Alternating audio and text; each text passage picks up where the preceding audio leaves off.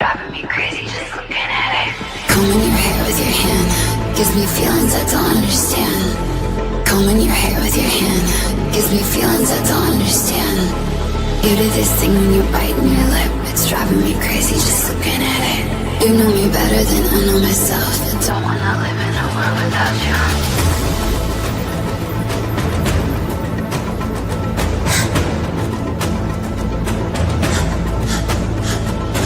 You do this thing when you're biting your lip. It's driving me crazy just looking at it.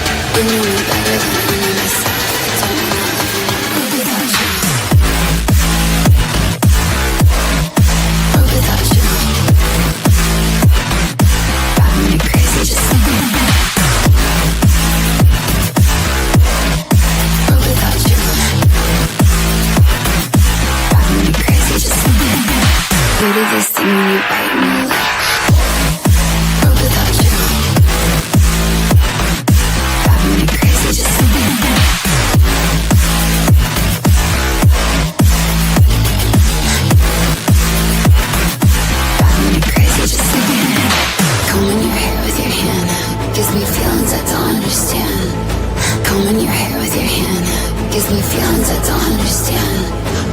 This thing when you're biting your lip, it's driving me crazy just looking at it.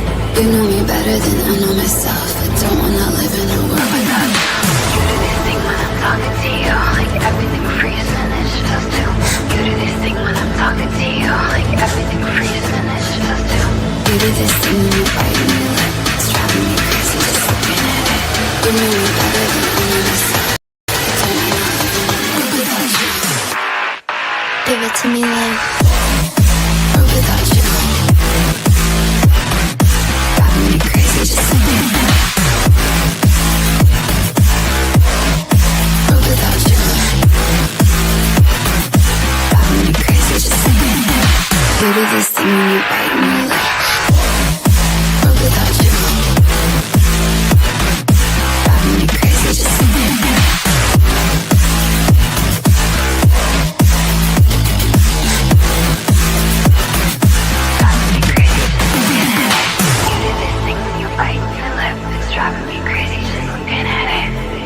Better than I know myself. I don't wanna live in a world without you.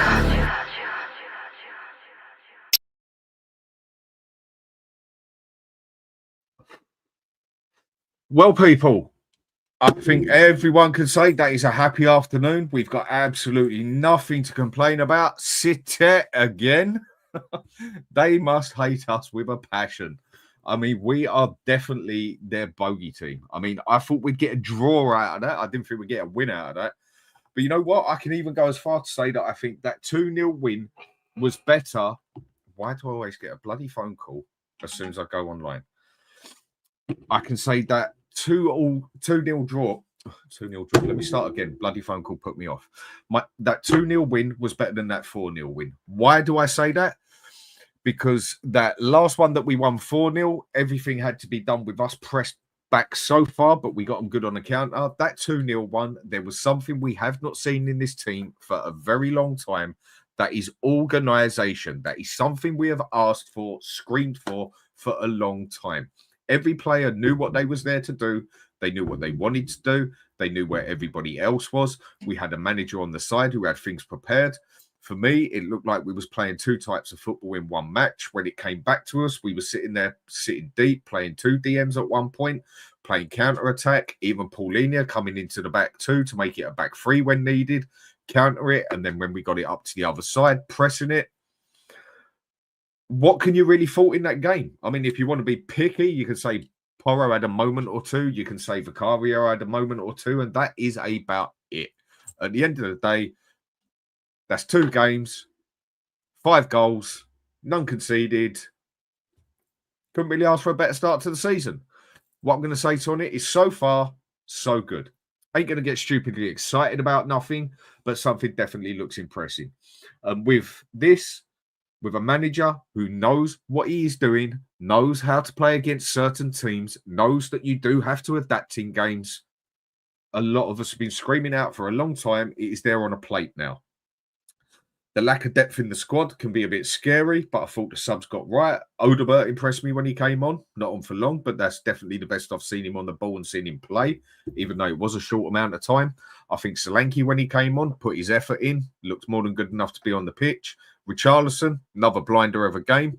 And what the hell of a difference does it make when you've got someone who can control that ball in midfield, who can be a ball winner, a DM, an anchor man, and even come back into the middle of the defence when it helps? Paulinho. For me, man of the match. I know some people give it to Sarr. I suppose you could argue with others out there. Johnson, banging goal, fair play, mate. What can we ask for more than that? Now it comes down to the big point of Levy, get your finger out your fucking ass, get your act together, support this fella, get him at least 2 players that we need, where we definitely still need that 10 and we need that left winger. Or at least just get us bloody one of them. Yes, I know we need 2 or 3, but at least just get us something. The man is already showing he knows how to manage a team, to coach a team. Something we've asked for a long time. So I'm going to say hello to a couple of people quick, and then Ben, I'll be with you. Yeah, no worries. Tony, how we doing, mate? Hope you're good. I take it you're just as impressed as I am. Big up Dan in the chat. A perfectly tactically display. Frankie's the man. Paulinho, my man of the match. Same for me, mate. He had a brilliant game. And Jordan Baker, big up Dan. Proper performance today. Let's go. Yes, it was. Big up to you too, fella. Ryan, big up Dan in the chat. Same to you, mate. I take it you've had a great afternoon as well. Same as me. I thought, you know what? I'll have another beer. Can't be bothered to do the cooking today, nor can the wife. So I'll order. It's either going to pizza, curry, or Chinese for later. I know she'll want the Chinese. I want the curry. So we'll probably flip a coin on it. Oh, I want a beer. And Ryan, over to the clown ball to help the manager now. Exactly that. And this is what I also mean by playing with the cards you've got. He hasn't been supported to the extent that we need. We know that. But he's got his cards in his hand. So he played the best way he could that suited the players to get the best result. That is what I mean by playing with the cards you got. You don't always get the cards that you want. So you've got to deal with what you've got. And he did it perfectly, basically. I can't fault it. And Jessica, big up. How you good? I think Odegaard could have volleyed his chance, but get in. Now we need more depth and rotation. Left wing, centre mid, full back, centre back. Yep, I agree with that. But I think it's more the first 11 we need to look for before we even start looking at what as such. Because whoever we can bring in as the 10 and bring in someone as 11, that brings a player back. It gives us more depth straight away. With the Odegaard bit, I said that on Savers. I agree with you. Should he have headed it or should he have volleyed it? I personally think he should have waited and spanked it in the back of the net. There was a chance, but that header was still quality that still needed a very good save off the keeper. At the end of the day, it is what it is. We still spanked them 2-0 and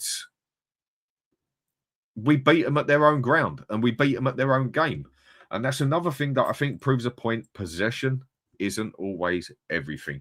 You can have the ball for 90% of the time, and if you do sweet FA with it, it counts as nothing. And Scott M, big up Dan. Hope you're doing well. Same as you too, mate. I tell you what, Scott, if you want to jump on and say hello, do send me a message and I'll send you a link. Not a problem, fella. AS Winner, hope you're good, mate. Great show as always, Dan. Thank you very much. Big up the show and likes it. Start again. I'll bite my own fucking tongue off. Big up the show and likes everybody. What a performance today. Absolutely caged Man City. Sarr, Paulinho and defence outstanding. Come on, you Spurs. Sarr, another quality game again. Ain't going to take nothing away from him. Brilliant. And collective breaks, Matty. Big up, mate. Big up, Dan. Fantastic performance. Coys, yes, it was. Jordan Baker as well. Dan's entrance music is top tier. Thank you very much, mate. I just use a couple of different ones for different shows and that. I find it good to have a selection. Let's just call it rotation. Much appreciated. Mark Swift, have a beard, Dan. Laugh out loud, sniff lick. No, mate, it's not Christmas. I won't do that, and it ain't my birthday. And Jessica also saying, hi, Dan and Benj. Hi to you. Jordan, big up, Ben, to you as well, mate. Scott, still absolutely zero creativity in that side, but that is a point we will get to. We still made things happen. And how do I pronounce that one? Romero, I just say with that, stop talking about Ange. At the end of the day, whether you like it or not, mate, he's still going to get spoken about because you are going to have to compare. If you're going to compare with this season on how we're doing to a previous season, you're going to have to compare the seasons. You're going to have to do it. If we are doing A, B, C, D better than last season, you're comparing to the last season. So whether people like it or not, it's still going to get mentioned because you're going to have to compare how we're playing better, doing things different to what we did last season. But I do get what you see. I think everyone's fucking sick of his name, but it is just part of the system. Hayden, big up to you, mate. Big up Dan and Benj. What a way to start a weekend. And yep, yes, it was. And also saying, Romeo, I take it my wife just messaged me. That's how you say that. I'm terrible with names, mate. We won 4-0. How's the 2-0 better? I think we had a better game. I think we was in more organised in the game, everything else. With that 4-0 win, you could say 4-0 is better by the goals, obviously, but we was pushed back the whole game. And yes, we took our chances. This one, we was not pushed back the whole game.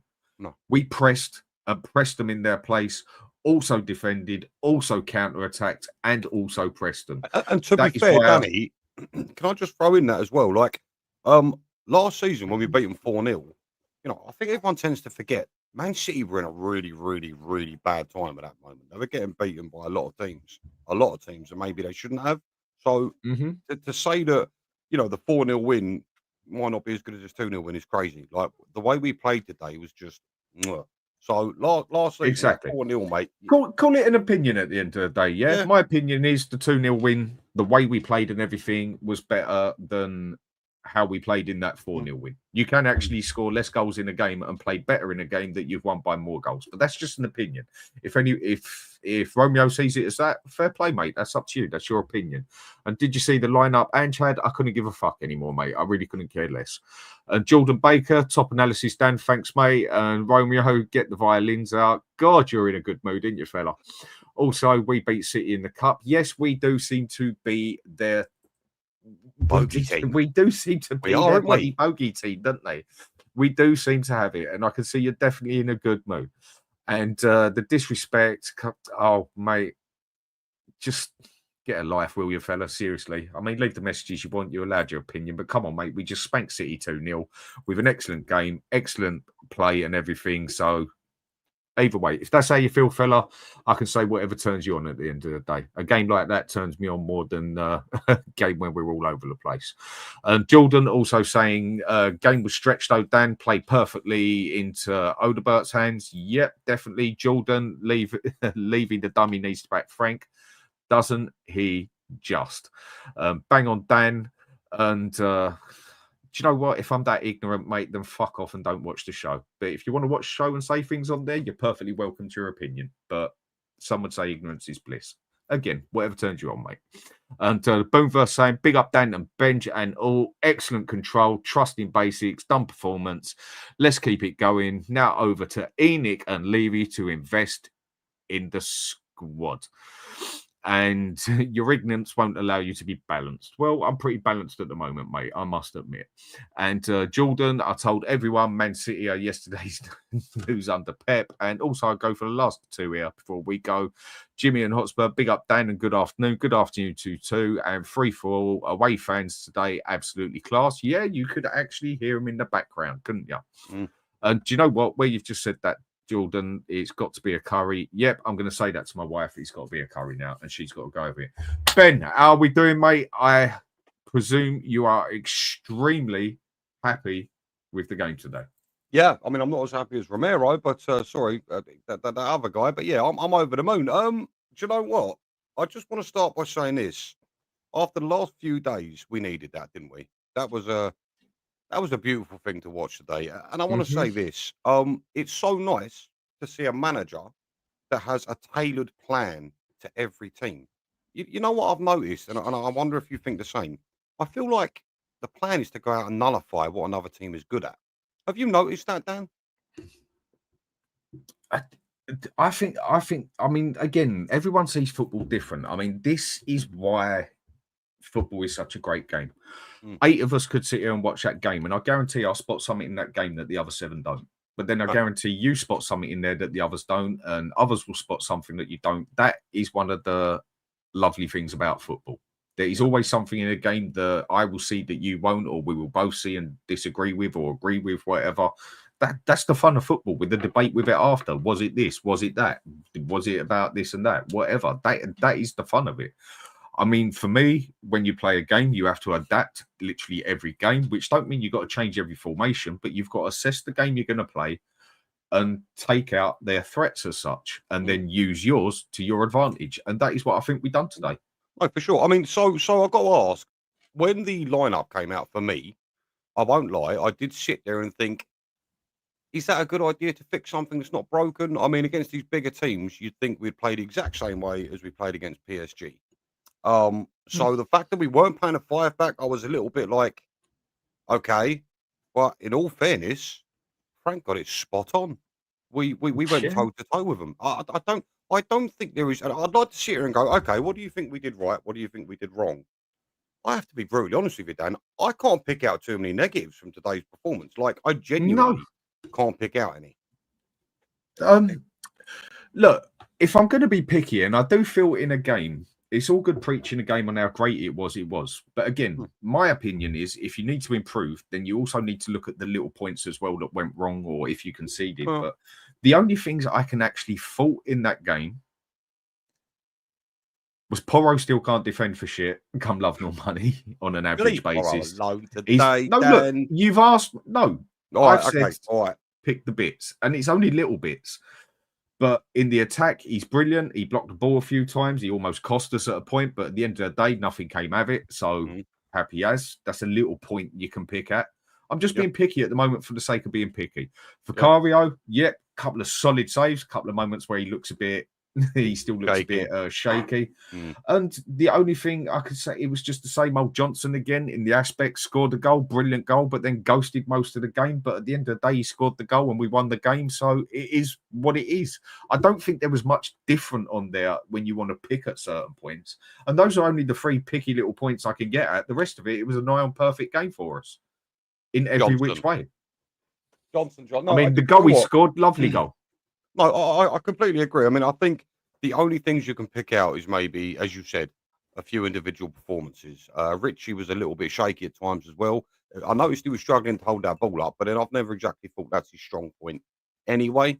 But as for Johnson, Brennan Johnson, you know, my plan was to come on here and sing about Brennan Johnson. But can I just say this much? Johnson is not a ghost, mate. He's a ninja. There's a very big difference. Okay, admittedly, he comes out of nowhere, bang, goal. There's your Johnson. There is your Johnson. I mean, look, listen, you can't get away from the fact that he's still not involved as much as he should do. But god damn, this boy just won't stop scoring. And again, it's another goal against a big team. You've got to give the guys flowers, I think.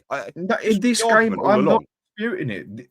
I'm not disputing it. I'm not going to get into a Johnson debate with you again because we've got more to talk about. But I think the only thing that bugs people with him is he just disappears the whole game and then he turns up at the moment. But as long as he turns up at the right moment, fine. But we do need someone on the left. I mean, put it this way. With Johnson on the left, scores to go. If we get Savinho, is Johnson in that first team? No, he's... There we go. I wouldn't say he's nailed on. Don't tell me he gets on instead of Kudus or Savinho. If we got Savinho.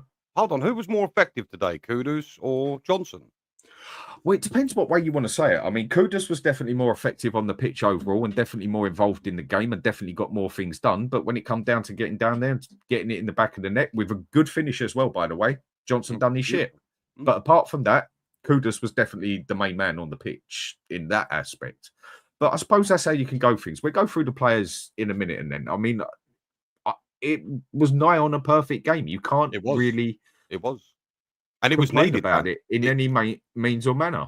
No. I mean, for me, I agree with what James is saying here. For me personally, Paulinho was man of the match. I think Sarr had an excellent game. I think pretty much everyone had a brilliant games. No, it's very hard to say otherwise, isn't it? Really, you could pick a number of them.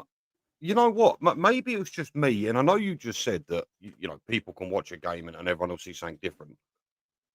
As much as you know, I root for Yaya Toure. I didn't see the man of the match performance personally. I think I'm very much with Matey Boy a minute ago. I'm very much Mhm. on board with Paulinho. He made a number of fantastic blocks. He was Mhm. truly solid in that midfield area. He was stopping play, and he went and scored a goal. So really and truly, what more can you ask from a player in that position? You know, Jesus. Mhm. Um, but yeah, what did you think of Sarr today, may I ask? Because again, he was good, but I'm not seeing a man of the match performance personally. Mhm.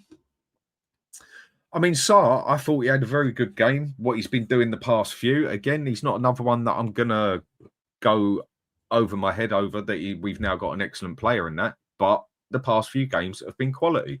I'm one who just tries to go with the flow of it. So far, so good. I'm not going to get excited because I've already seen us be at the top by Christmas or near at the top by Christmas and go the first 10 games undefeated and then it all falls to shit. Mhm. So I'm going to sit here and say, so far, so good. Very impressed.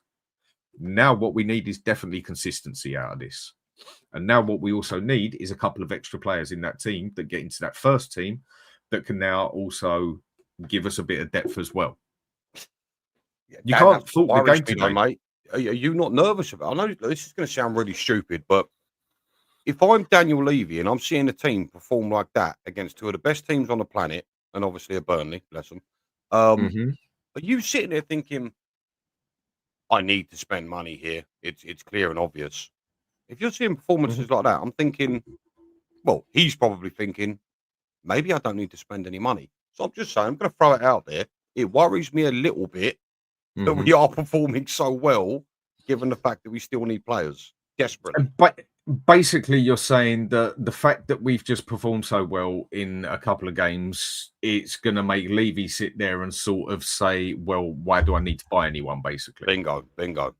I get what you mean, but I think Levy is also going to know that if he does not go out and at least get us one big player, there is going to be some. It is going to cause issues. I mean, just look what's just happened with Eze. I mean, at the end of the day, Eze's done and dusted. It ain't changing. So we've now got to look ahead for the future and that. And a comment off of here of Blue Collar Sports TV. Very impressed with Spurs as a United fan. I was in the minority when I said I wanted Frank over Amorim. Look, Frank was my third choice manager. I mean, for me, the two I wanted was what's his face, the Palace manager. You know, I'm terrible Uh, with bloody names. Glasner. Glasner. Glasner? Inzaghi was one I was very interested in as well, and Thomas Frank was my third choice. The reason I wanted Thomas Inzaghi. Frank, yeah, Why Inzaghi? What's your draw to Inzaghi? because I think he's a very good manager and I like the style he plays, and I thought it would have suited the team we had. Yeah, fair enough. And with that as well, the reason I wanted Thomas Frank is because I know he can adapt to games and play with the cards he's got. I do believe that he has definitely been brought into Spurs to improve players, which he does do. I mean, he'd done it for years.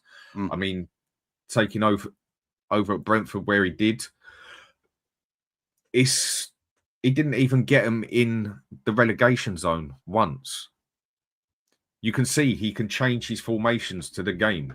You can see he can get his team to play different styles in the middle of a game, sort of thing, not just play one way and one way only. I think that was one of the major problems we had. You have to adapt to games, but the team just looks organized, Mm. It's a thing of and you beauty. can definitely see it's a total different. You can just see it's a total different thing at the end of the day. And with that game as a whole, I mean, if we go into the stats of it quickly and have a look of it, I'll just go through them quickly with you. I mean, possession, City, 60%. I'm not going to go to the 0.9s or whatever, but 60-40 to us. It was obvious they was going to have more possession. Mm.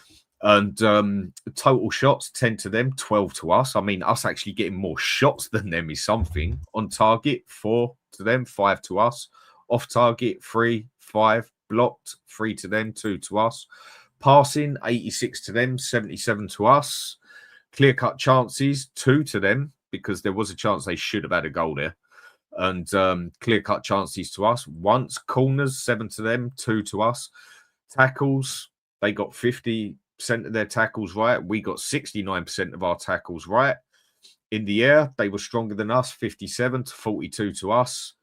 And Fouls committed, 12 by us, 7 by them. Yellow cards, 4 to us and 1 to them. I mean, that yellow card with Romero was total bullshit. Oh He my got that goodness. tackle He good won and the proper. ball. That was never even a bloody foul. Silly question. Are they? I mean, there's a couple of things I want to touch on real quick, but out of curiosity, are they able to appeal that yellow card? I mean, I know it's not a necessary thing to do, but can they appeal that because he got the ball? That's it. There is no other way around it. I sat here. I mean, I've got my brother, bless him. He's not a massive Spurs fan. He's not even a sports fan. But even he sat there and was like, "Why did he just get a yellow card?" You know, and that's someone that don't even watch football. So, but no, can I just touch on this? And it's actually, I suppose, giving you flowers when it comes to and I'll just for a second, I want to say this. When it comes to managers, I'm going to sit here and concede that you were right and I was wrong about Ange Postecoglou. I think when you see a manager that can tailor make a game plan and then have the players perform to such, like Frank can, is night and day over someone like Ange.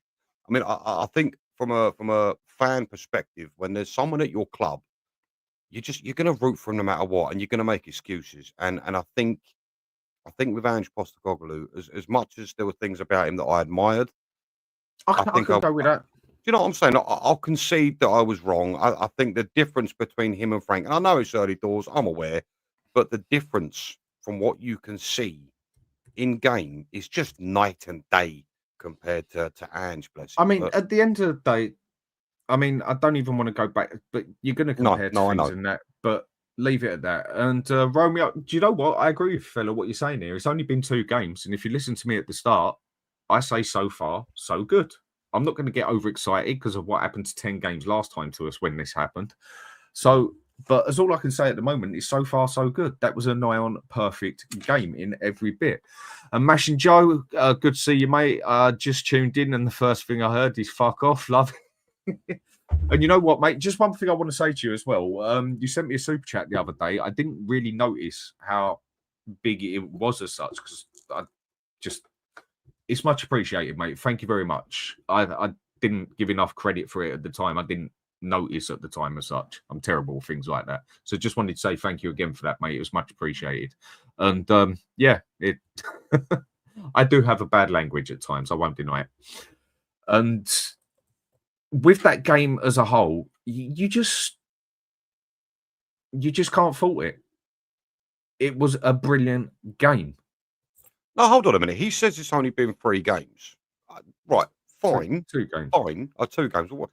Well, 3 games. You've had the Super Cup and you've had 2 Premier League games. So you've had 3 I'm counting the Premier competitive. League games. Okay. Starting from the league. No, well, I mean, I think that's a bit harsh to do, if I'm honest with you. But all I would say on that subject is you've played against 2 of the best teams on the planet and nullified everything they've tried to do to you for the most part. I know we ended up losing on penalties, but regardless, and then obviously did a very professional job at Burnley. But when you say it's only been 2 or 3 games, that's fine. But you can't tell me that you can't see the difference, that Frank has made, just in the short time that he's been here. Like, it is genuinely night and day between him and Ange. I understand it's a marathon, not a sprint. Mm-hmm. But what you can see is it's a thing of beauty. I don't know how you can hit us with the couple of games thing. Do you know what I'm trying to get at? Like, it's genuinely Look, apples and oranges. I don't exactly. But look, at the end of the day, people just need to keep their cool. 2-0. Excellent result. I mean, like the first one, you can say it was only against Burnley, whatever. We were expected to win. I don't think many people expected us to win this with City. But then also when it comes to City, we do seem to get... Well, we are their bogey team, basically. They catch us now and again, but we are the ones that really do make it awkward for them. And again, so far, so good. That's all you can say. We're only 2 games into the season. Things looking very different at the moment. What we need to do is get consistency now. I mean, the thing I definitely liked about what we did today, I mean, I thought we'd start with 5 at the back personally. I thought that would have been the more sensible thing to do, but we didn't. But if people watched the game, there were times where we had 5 in the back, which I thought Paulinho was going to be there to do, where I said on Sava's one, where it was getting pressed on us. And then you see Van der Ven spread out a little bit, Romero spread out a bit, and Paulinho dropped straight into the middle of them with the 2 wing backs coming back. And then when we went forward and started pressing, he went forward. I didn't think he'd go past the halfway line personally today. I thought he was just going to literally be an anchor man as such. But then when he went forward, Bentancur was covering the place and that. I think them two looking like they work together. I mean, I'm not going to talk about people having no mental link or nothing yet, like some people are saying, but I think Paulinho definitely brings out a very good side of Bentancur, whatever. They seem to work well together. One thing I did, if you want to say predict, but say that I think will definitely show is Porro actually being allowed to play as an overlapping wing back, not a bloody inverted wing back. And I think he'd also have a good link with Kudus. Them two seem to look like they're starting to work all right together. But again, I suppose time will tell at the end of the day. And so far, it's been 2 games. And this game, at the end of the day, start of the season, end of the season, whatever it is, that's still just Manchester City we beat. Right. One of the best teams on the planet. Can I just say on Manchester City? Now, I know we spoke about this on Sav's show. Me and Sav, we had a little bet, didn't we? We were talking about whether or not City would cakewalk into, top 2. Can I just say, looking at Manchester City's team, so when their lineup came out, call me crazy, but I don't fear them as much as I once did, just looking at their team on paper. Am I crazy for saying that, or do you agree? Yes. Is there any elements? Yes. Right, thank you. Yes. No, I must admit, when I looked at their team, I don't think that was their out-and-out first 11 out there, yeah? Because there was a couple of players like Rodrigo and that sitting on the bench, but they're still coming back from injury and that, yeah? No matter what team they put out there, there's only about 2 players you could put on there out of that would not walk into our first team. Go on, big. They have got the squad that they can do that with, basically. Yeah, they have got excellent players, anything from on their team to on their subs bench, whatever. That is why they are Manchester City. And at the end of the day, we just beat one of the best teams in the world 2-0 at their own ground. Didn't get bossed about convincingly. Yeah. Didn't get bossed about, didn't get held back into our own half the whole time, having to use long balls up the other end of the pitch and that. And we actually outplayed them at a game of football. And this is where I said before last season, other times and that, possession's good. But if you don't do fuck all with it, what does it matter? Yeah, it's really, do you know what, honestly, when you watch the game, you'd naturally assume we'd sit in deep and we'd get absolutely peppered. I said the exact same thing at PSG, but somehow we seem to control, like, our transition is ridiculous. I mean, I've always personally said Spurs are at their best and always have been in a counter-attacking sense. You know what I mean? But I have to admit, the balance between attacking and defending under Frank is almost unbelievable, given... I do wonder, given maybe another 2 or 3 signings, what we could actually achieve this season under Frank, just based off what I've seen so far. But as you were saying, the balance between attack and defending is absolutely phenomenal. We're not exactly pinned in 24/7, are we? We were able to get out. And like you said, would you say we had more shots than they did? Am I right in thinking that? We did. I mean, something that Romero just said here, I said it yesterday, against big teams, you need more players in midfield. Again, everyone's got different opinions to it, but midfield is where you can definitely win a game. If you can boss it in midfield, you can win a game. Yeah. So I'm agreeing with you here, mate. Yeah. Like, at the end of the day, if I think you're right, you're wrong, whatever, it's each their own, yeah. But in midfield, you can win a game. And definitely in that battle in midfield, Paulinho and Bentancur looked pretty solid together. At times, they both came back as a DM. At times, I see Paulinho go into the back three, basically, and then Bentancur cover it. At times, I saw Bentancur go forward and Paulinho cover it. Other times, he went forward and Bentancur covered it. That is how you got a good link in midfield. And I do agree, if you can win a game in midfield, there's a lot of games you can win as such. So I'm not going to make the fella wrong here with what he's saying. No, he's got a fair point. Scott, how you doing, fella? Good. How are you guys? Right, yeah, buddy. after today, must admit, very happy. Go on, give us your run on the game today. Yeah, I mean, I'll start out by saying what hopefully comes off as positive, but with me, Dan, it all seems to come off negative.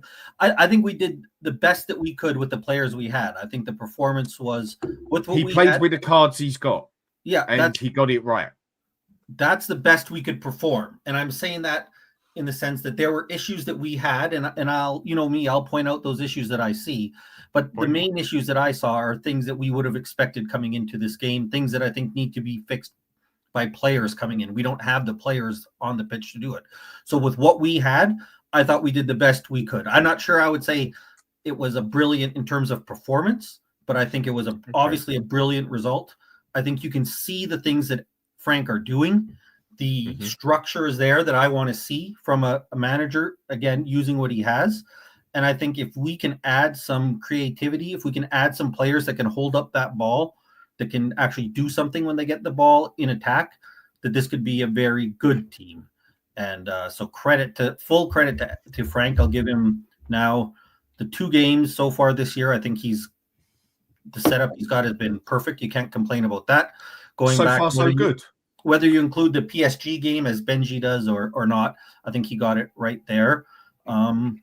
So, yeah, I think that's good. I think there's obviously, though, a lot of things that we need to work on, but I think that's going to come from bringing the players in that we all know and we all talk about that we need. We know we need a left wing. We know we need a 10. Nobody, really denies that. And I don't think so. I'm not going to fault Frank for that. I'm not going to fault the guys out there. I think I have a lot of complaints about Johnson and what he does, but what can you expect? Like he didn't do anything out there that I didn't expect him to do, right? All my complaints what I expect. Yeah. So overall, credit to the team for doing what they need to do. Am I right in thinking the Timu R9 got 2 assists today? I don't know whether it was, Richarlison, you mean? Yes. I don't know whether it was 2 assists.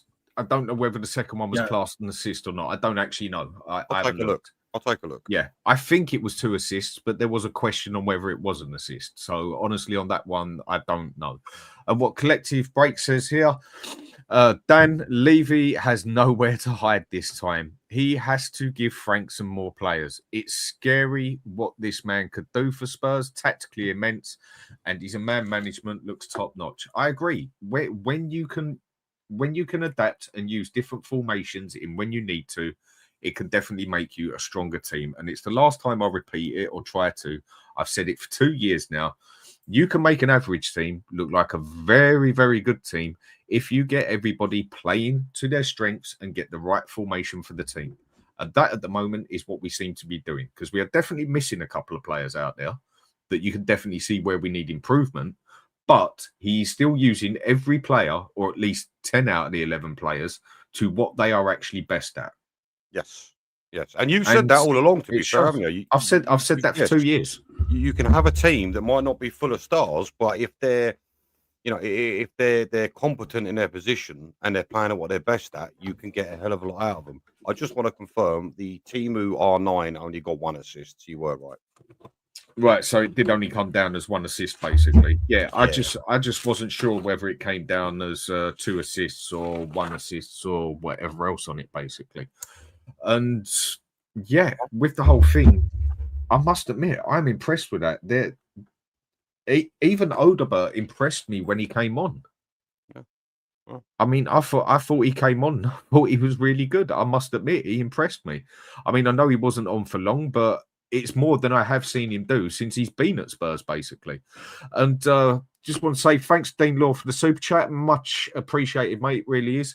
Love your contact, Dan. Favourite creator alongside Sean and Sava. Great stuff. Thank you very much, mate. Much appreciated. Right, so if we go and have a look at the players here, let's just go through them, basically. It'd be the easiest way to do it, for me anyway. I mean, Vicario, I can't really fault his game sort of thing. I mean, for me, there was 2 very good saves he made out there. I think he had a couple of shady moments as well where he does do that sort of thing. But the one where he came out and basically, how do I put it? I mean, the pushing away of what was his name? Is it Marmoush? I can't pronounce his name. Marmoush. Yeah, Marmoush. The effort he made from him, the save he made from that, a great save to on the one-on-one situation when he came out for it, read the game well. But then he did. Yeah, then he did also have his odd touchy moments where it does make you a bit shady. But I think he had a solid game, and I'll give him a 7. I mean, what about you two, Scott? Yeah, I mean, I think you said it pretty good there. I think he made the big saves when there was time to make a big save, and then for some reason, when it wasn't a time to make a mistake, he kind of got himself into trouble unnecessarily, which is what we've kind of come to expect for him. But the key thing is he made those saves when we needed them, and so 7 seems about right for me. I have no problem with that. Oh, fair enough. Yeah. For me, again, a little bit shaky. His distribution is absolutely shocking. I think I counted 3 or 4 times off the pitch. It isn't good. I don't think. Do you know what? I'm going to go a little bit lower than you boys. I'm going to hit him with. Forgive me. I know we won, but I'm going to hit him with a 5. Really? I don't feel like I don't feel like he had a massive amount to do. I thought there were 2 quality saves he made that kept us that game. I think you're being a bit harsh there. I've seen him make better saves. I'm just saying he didn't have a great deal to do, and his distribution really let him down. So for me, I'm sorry, it's just an opinion, but it's a 5 for me. Sorry, that's the lowest, by the way. All right, so just sorry. I will say, Benji, I do think because he got away with his errors that maybe we give him a little bit more. You know what I mean? And that's maybe. Oh, I'll tell you what. I'll go up 6. Is that fair? I know. I think it's fine. I'm just. He could have. If one of those mistakes he made would result in the back of the net, then we would probably be giving him a lower mark, and it wouldn't have changed the mistake. So I can kind of see it. I think.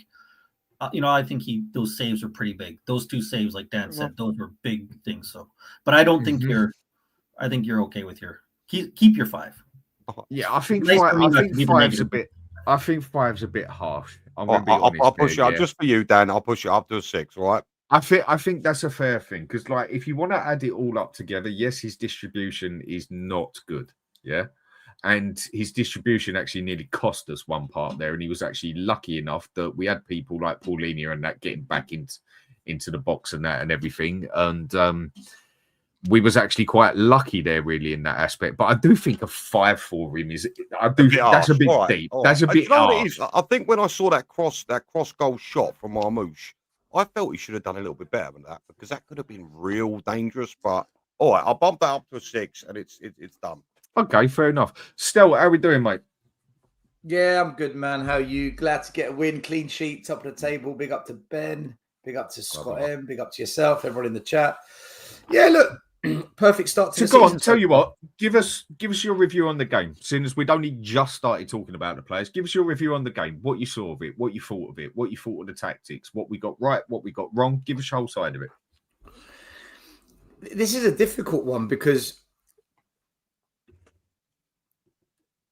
I don't know what it is, right? But whenever we play Man City,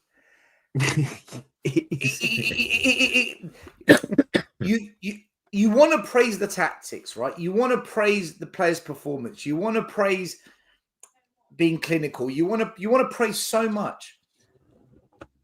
Ange beat them 4-0. Conte beat them 3-2. Poch beat them loads of time. Mourinho beat them. Nuno beat them in his first game for Spurs. It's like, what do you do? Like, I want to praise the manager. I want to praise the players. But our record against Man City is unbelievable, man. Like, but everybody still has those. Everybody see. I mean, they seem to be. I won't go to the same depth as such, but we seem to be their Chelsea of what Chelsea are to us. Yes. Oh my God, that is so bang on. Absolutely. That's exactly it. Except it is just one of those things. So at the end of the day, you still praise it. I mean, the thing I said is I think that 2-0 one was better than the 4-0 one. I mean, okay, 4-0 is better in goals, but I think in that game we just played much more. Whereas in the other game, I felt we was pressed back to the hill and we had to use the long direct balls just to get the ball forward. I thought overall in this game we just looked more organised, more everything, and had a better game. I know 4-0 is better than 2-0, but you can actually have a better game winning 2-0 than 4-0 or something. Like actually play better, if you get what I'm saying. Well, I think they're both equally as good in different ways. They're both excellent wins, no two ways about it. I should tell you why. Because with Ange, we had better forwards. We had Maddison fit. We had Kulusevski fit. But we had Ben Davies and Dragusin at the back with Chicken Royale, or not Chicken Royale. We had another dodgy one. We had a very comical defense that we took. So they're equal, because today we had a much better defense, but the attackers are weaker. They're not as good as what we had before. No, you know what? You say that, I'll step back on that. Fair play. That's a good comment. Fair play. I didn't think of it like that. So yeah, good as each other. I'll take that one back. Fair enough. That's a good point. I didn't think of it like that. Manchester City were in a terrible, terrible vein of form when we beat them 4-0. Either way. Anyway, still keep going with yeah, look, I don't know what to make of it overall, because I just think Spurs, like you said, we are their bogey team, man. We own them. They go to bed at night, and I think they have nightmares. They have bad dreams. They catch the flu. They wake up on match day and they think, oh shit, it's Spurs. We've done them in the Champions League. We did them in the Carabao Cup last year as well. We knocked them out, don't forget. Yeah. Look, the one thing that's clear is that under Thomas Frank, there's two things that stand out for me. One, out of possession, we are very, very well structured. There's no wide open gaps like Ange ball. There's no glaring spaces that you can just attack. The lines are very compact and very compressed. And Ali McCoist on TNT Sports made a really good comment. He goes, "You could throw a carpet over that Spurs team, as in the shape of it." And he's spot on. And because we maintain that discipline, it's very, very hard to break down. And City did struggle to break it down. So you that's all on Frank. Okay, Thomas Frank has done that. Conte did that as well, by the way. I just want to say Conte did that. Mm-hmm. At the other end of the pitch, what I've noticed is when we press, it's really strategic. So when one person goes, it triggers a chain of press, so that the person on the ball that's being pressed, his option of then who to pass to narrows down really quickly. That's been coached. That press is coached, and that is Thomas Frank. And that's why you're seeing performances slightly better from Richarlison, from Pape Sarr, because the system so far, let's see how it goes. Well, they enjoy it, Dan. They're enjoying it. They're enjoying playing this way. And I think that's why you're getting that extra performance. They actually like playing this way. I think probably because it suits them. So they're the two standout things. So when you're hard to beat and you're aggressive at the other end, well, one, you're not going to concede as many goals. And two, you're going to force errors. And all our goals came from us forcing errors on them. I do think we got a bit lucky. Mamouche, when Porro did a bad back pass, he hit it. We was lucky there. We was lucky there. We were also, we got cut open, a through ball, and Vicario came out, spread himself, made a save 1-on-1. And 1 minute before the end of the first half, Haaland missed a sitter of a header. Absolute sitter. So we did ride our luck as well. But overall, I think we deserved to win because we looked more in control of the game than City. And City just ran out of ideas. So part of me thinks it's the City voodoo, but part of me has to praise Frank as well, because he did make it difficult for them. And we did look in control, even when we didn't have the ball. And that's a good sign. It's quite often it's what we do out of possession than in possession. I do want to give a special praise to someone who I've slated over the years, because he is a bang average football player, and he shouldn't really be at Spurs. But listen, whatever I say about the guy, I cannot dismiss him. He scores goals. Brennan Johnson, again, in the right place. Yes. And I was having this argument. Scott, you're right to throw up, because he's a terrible footballer. You're right. I agree with you. But this is the issue. But he still puts it in the back of the fucking net. Anyone that scores 20 plus goals a season is worth 80, 90, 100 million nowadays. If you've got a player, no matter how they do it, tap in, flick, close range, right? If you've got someone that scores goals, it's gold dust. It's the hardest thing to do in football. The two hardest things to do is beat a man and score goals. They're the two hardest things. He can't beat a man, but he can score goals. And you know what? You can't get rid of people like that. If he stops scoring goals, he's finished. He's got nothing. But if he look, he was top goal scorer last season. He's joint top goal scorer this season already. We can't get rid of him, guys. And I don't rate him. I think he's so average. But just for his goals, he has to stay. You can't argue with the numbers, right? You can't argue with the numbers. You can't argue with the numbers. You can't. Well, you can't. Well, hold on. That's 30. What is that? That's 32 goal involvements now in 2 seasons and 2 games. It's and like Stel said, that's worth a lot of money in today's It's worth world. a lot of money, goals. Yes, it is.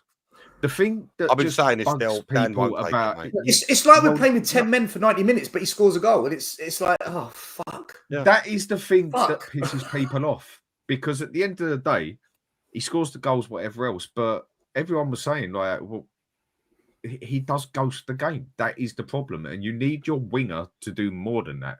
And the point I make of it is if we go get Savinho in there, Johnson's on the subs bench. But then who are we going to have to get in those goals?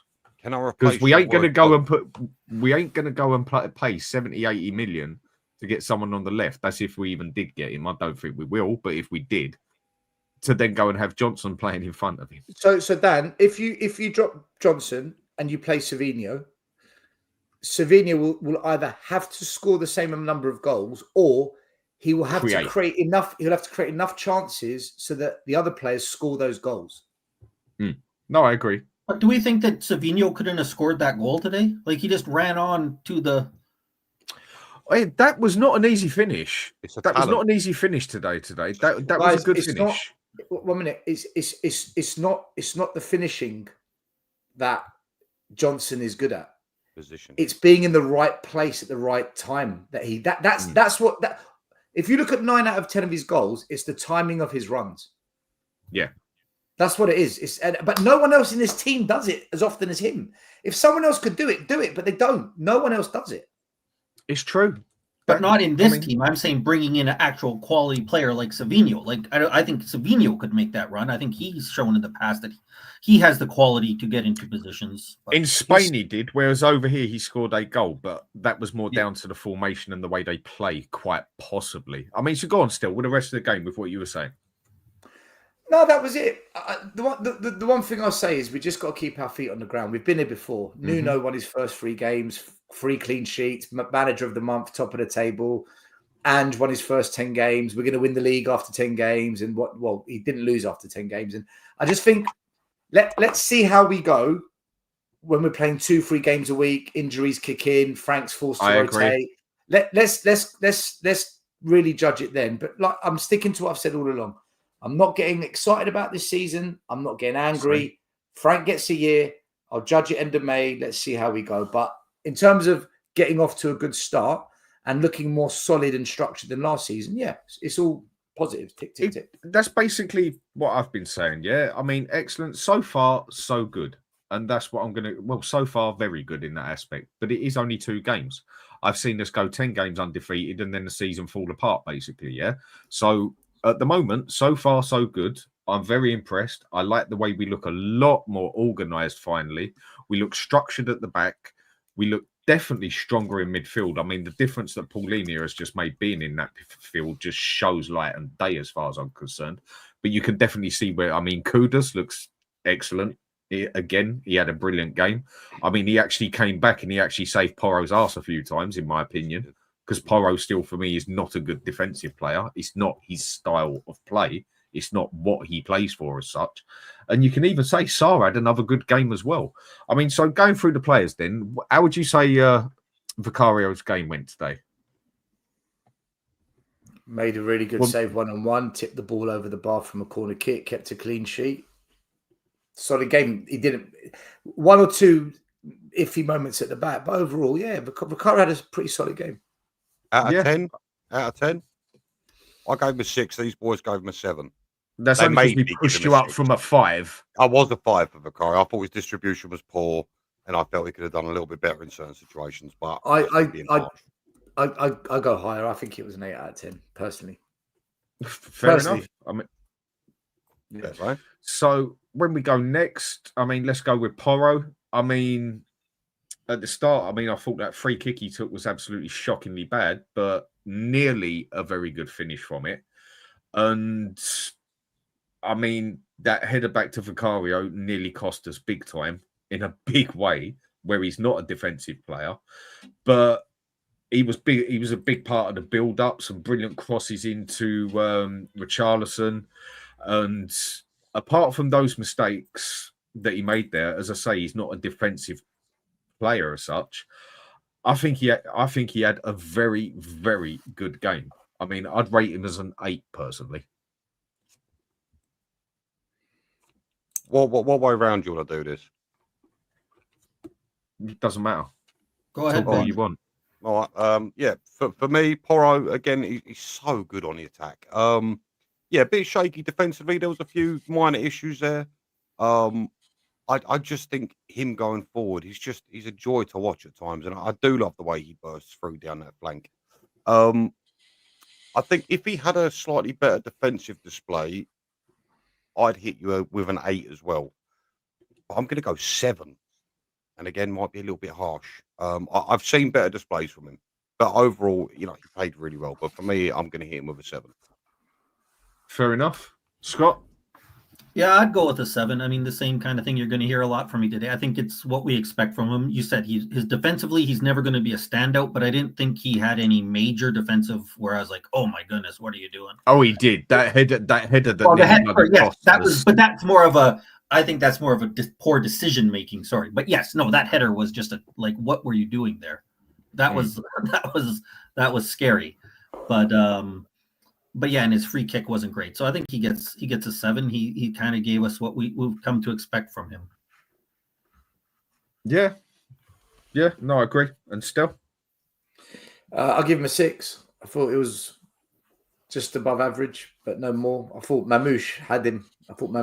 Most of the game. Whenever Mamouche went 1-on-1, Porro didn't know what to do. Free kick was poor. He didn't really create much for us, but going forward, he does pull players out of position. He does link up the play. So for me, Porro is a lot better than what I saw today. So maybe do you know what? 6.5. I think I'm being harsh here. 6.5. I'll give him 6.5. I mean, Romeo, I could definitely see you in a good mood today, fella. I mean, do you know what the easiest thing to do is? Go roll yourself up one and smoke a joint, or have a beer, mate. When it comes down to it, if you actually did watch the game, there was times we was playing with 5 at the back. Like I said, there was times where they pressed us really well, and that was when Spence and Porro had to come back, and then you see Van der Ven go out to the left, Romero go out to the right, and who was standing in the middle? Paulinho.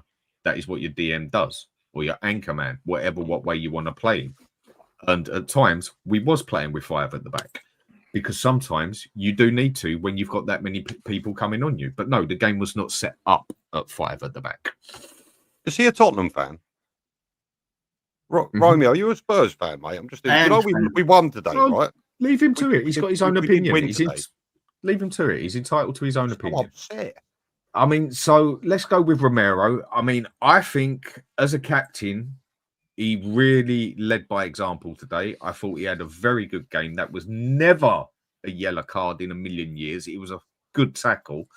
And he was even splitting up the arguments and everything and that. I mean, I think I see him getting to 1 himself, but actually acted like and played like a captain today. I mean, still, what do you reckon? I was just on We Are Tottenham TV going ballistic about the ref. Kudus got assaulted. He got kneed in the chest. Nothing. Porro got fouled in the box. Nothing. Romero makes, mate. Honestly, it was just one thing after another. Romero goes out, makes a perfectly good challenge, and the linesman couldn't wait to lift up his flag and wave it as if Romero's committed some kind of crime. And there's no VAR. There's no let's look at it again. You've made a mistake, and it's a dangerous free kick. the dangerous area. Romero gets booked. It's nonsense, man. Romero was solid today. He was solid. He had a really good game. 9 out of 10. Yeah, I'll give him a 9 out of 10 on that as well. And this is why he's such a bloody frustrating player, because he's just very inconsistent on the performances he puts out. And today was an absolute solid performance. I mean, Scott. Yeah, I mean, I don't think that was a yellow card. You can debate whether there's even a foul or not. I'm not going to get too worried about that. But yellow. I don't even think that was a foul, mate. Honestly, when I see that, I don't even think it was a foul, let alone yellow card. But yeah, I think today is what you want to see from him. He didn't no like silliness of trying to be going crazy and being rash. He just was exactly what you want from him. So I would say maybe a 9 out of 10, and that's only because he didn't do anything amazing. And I think if you're going to get a 10 out of 10, you got to kind of do something pretty impressive. So it's not. So I think a 9 out of 10 is appropriate. Yeah, but a 9 out of 10 is still very well done, sort of thing. Yeah. I don't remember mistakes coming from him or anything. I thought and like you said, as a captain, he's showing. I give him a little credit for that now. He's starting to show leading that team out there, and that's what you want to see from him. I think it's something we've needed out on the pitch, because I've always said that I did not rate Son as a captain, but then a few people made a fair few points to me that I do take in, that you need to be a captain on and off the pitch. I don't know what Romero's like off the pitch, but it is made clear as day that Son was a very good captain off the pitch. He just weren't my style of captain on the pitch. But again, it's each their own. But Romero, he's got a long way to go and a lot to prove at being a captain. First game, I thought he had this season, but I thought he had a terrible game, his last one. But this one, he actually looked like a captain and played like a captain. Ben? Yeah, no, for me, again, it's pretty much the same as you boys. I feel like he led the line well today. It's so nice to see him commanding his players. I really love that in a captain, same as you boys. Yeah, for me, I'd go probably... look, again, this is the third time I've said this now. I've seen Romero play better. So for me, I think he was like an 8.5. But yeah, overall, again, he had a really solid game. And let's be honest, he always shows up in these bigger games, doesn't he? So yeah, well done, Romero. 8.5. Yeah. I mean, again, I don't really think you can fault much of his game. So then we go to Van der Ven. I mean, I think he had a very good game as well. I mean, we're starting to actually see what he can do as a defensive player that isn't always just relying on his pace to come back and cover and everything. I mean, the way he blocked and stopped Foden scoring with about, 15 minutes? I think it was about 10 minutes to go, where he blocked that shot off Foden. And I think that was another really good display by him. I'll give him an 8 out of 10. I mean, look, with Van der Ven, he wasn't really called on a great deal today, but I'll say this much for the boy. That block he did, for me, is worth its weight in gold. It's as good as scoring a goal the other end. You know, when you make those sorts of blocks, those sorts of challenges, yeah, I just think it's what you need from a defender. For me, I'd go Van der Ven, probably purely because of that. I'd give him a 9. Yeah. Okay, fair enough. Scott? Yeah, I don't remember. Again, much like Romero, I didn't see much issue with his game. The block is good.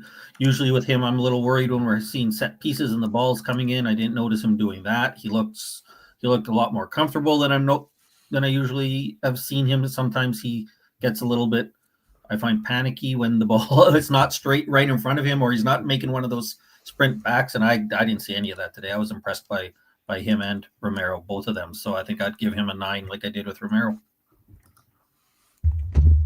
Yeah, still.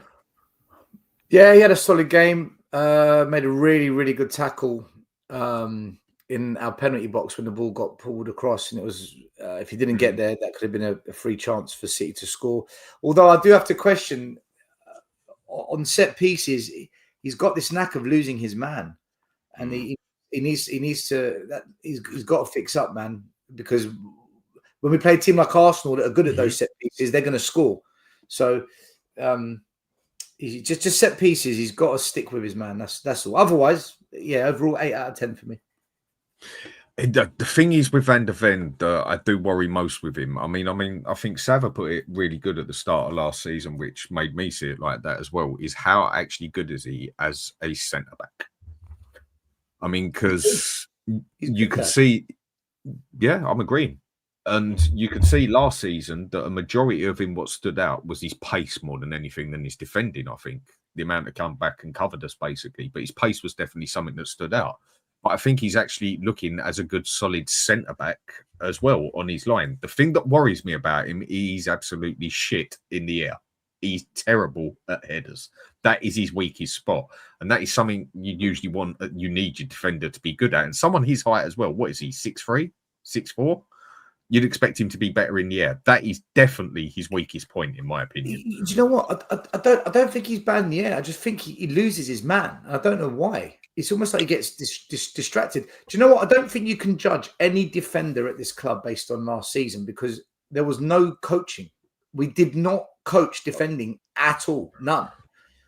And there was no number 6. Now they're being coached how to defend as a team, and there's a proper number 6 in front of them. So I think this is why I was quite protective of a lot of our defenders last year, because I kept saying Ange just doesn't coach it. It was just, go out there and play. Yeah, I get what you're saying. I mean, I just think he's terrible in the air. I mean, from what I've seen last season, and I can't say this season because I think that is his weakest spot when it comes to playing in the air. Now, one who I thought had a very good game personally was Spence. And as far as I'm concerned, he's first choice there over Udogie. I mean, because I'd say Udogie might be that bit better at going forward, because again, he is an overlapping wing back. When he played at Udinese with it and that, he was really, really good. Didn't get to play his way last season as such, like quite a few of other players. But Spence has definitely got the one up on Udogie or Porro when it comes to defending. Significantly better. So for me, Spence is my first choice as either a left back or a right back. Where if I play him on the left, I play Porro on the right. If I play him on the right, I'd play Udogie. I mean, Spence is my first down out of the wing backs, if I'm going to be honest, because he's got that defensive side to him as well. And I think he had a very good game. I mean, engine on him, he didn't look like he slowed down at any point. I mean, same as Sarr basically in that. I think Spence had a brilliant game personally. I mean, I'll give him an 8. I didn't see any faults in him at all.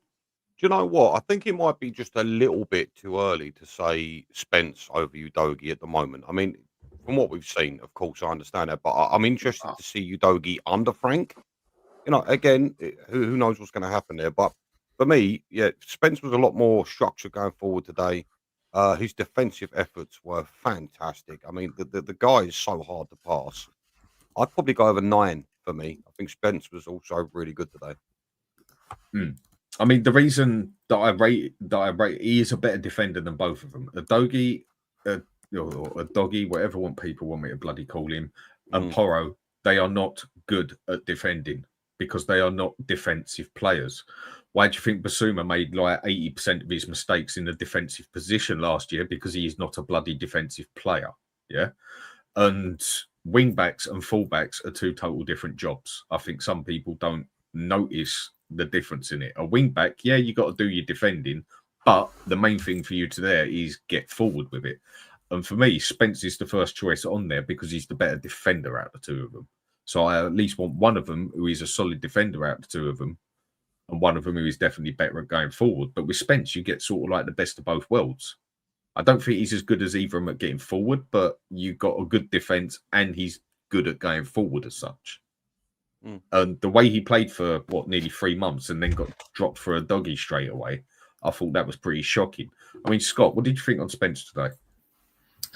I'm going to start out by saying I haven't liked Spence for most of his time at Spurs. This year, I have actually changed my view. I think he should be the left back. I think defensively, he offers a lot more than Udogie, and he would be my first choice at left back. So I want to get that clear.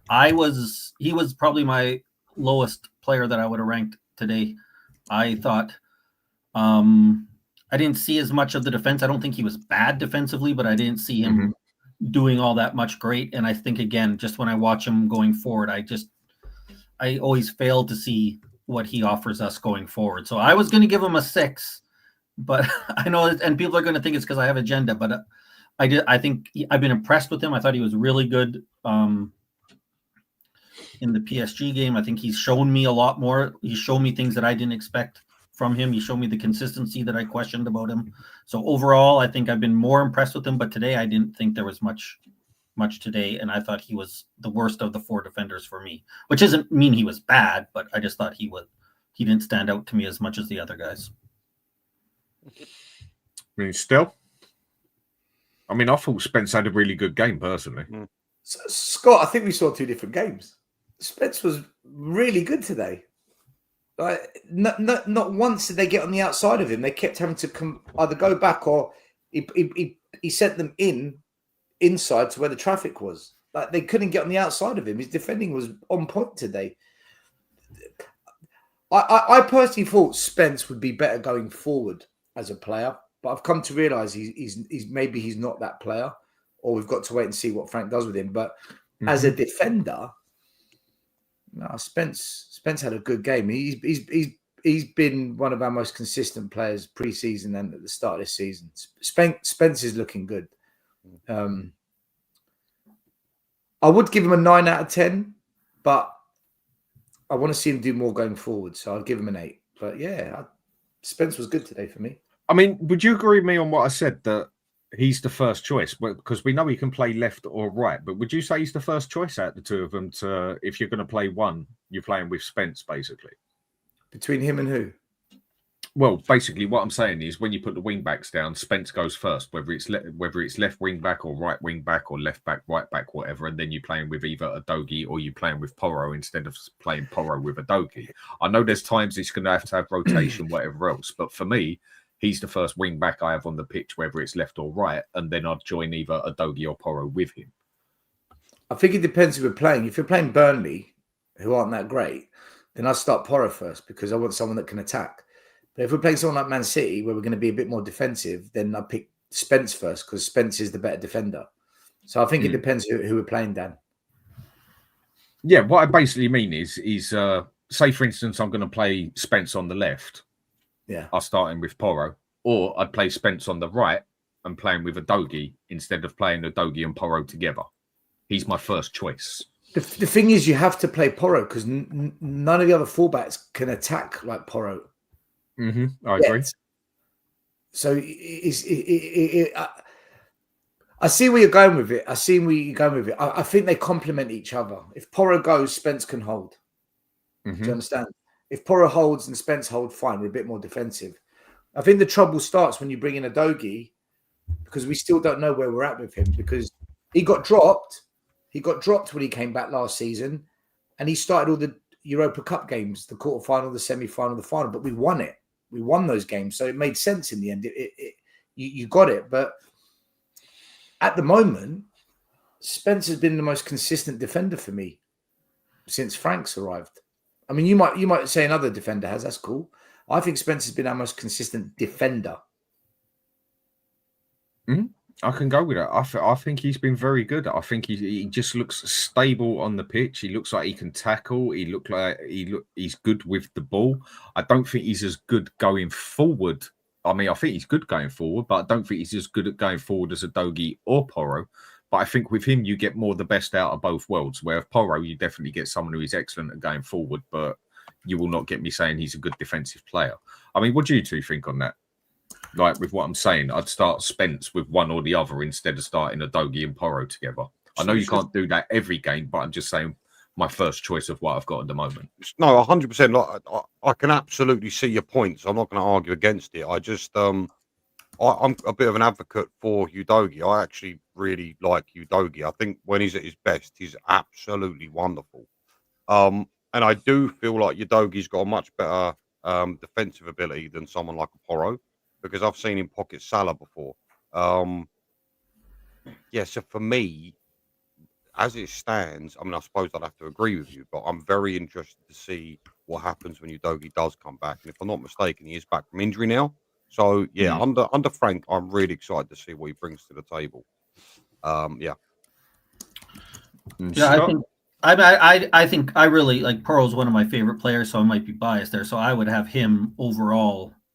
I would say Spence and Pearl are clearly, I think, the two starting fullbacks we have. I think that's the option. And I like Udogie, but he hasn't shown anything, and mainly because of injuries, right? He needs to earn his way back in the team, and maybe there'll be a discussion there. But I think as much as we talk about Romero or Spence's defense and its quality, there's no doubt he's the best fullback defensively, without a doubt. I think we also need Porro's ability to go forward, Porro's ability to put in those dead balls that is important to us. So I don't think I would necessarily say that I want Spence in and Porro out. I think at this point it's clear those are our two fullbacks, and now hopefully we'll have it. Hopefully we'll start to see something that we haven't had for a long time is Udogie comes back, plays well, and then we actually have some tough decisions to make. Because how long has it been since we've had quality two quality players at the same position where we actually now have to start to wonder, we have to put a player who's actually a good quality player and playing well on the bench rather than who's the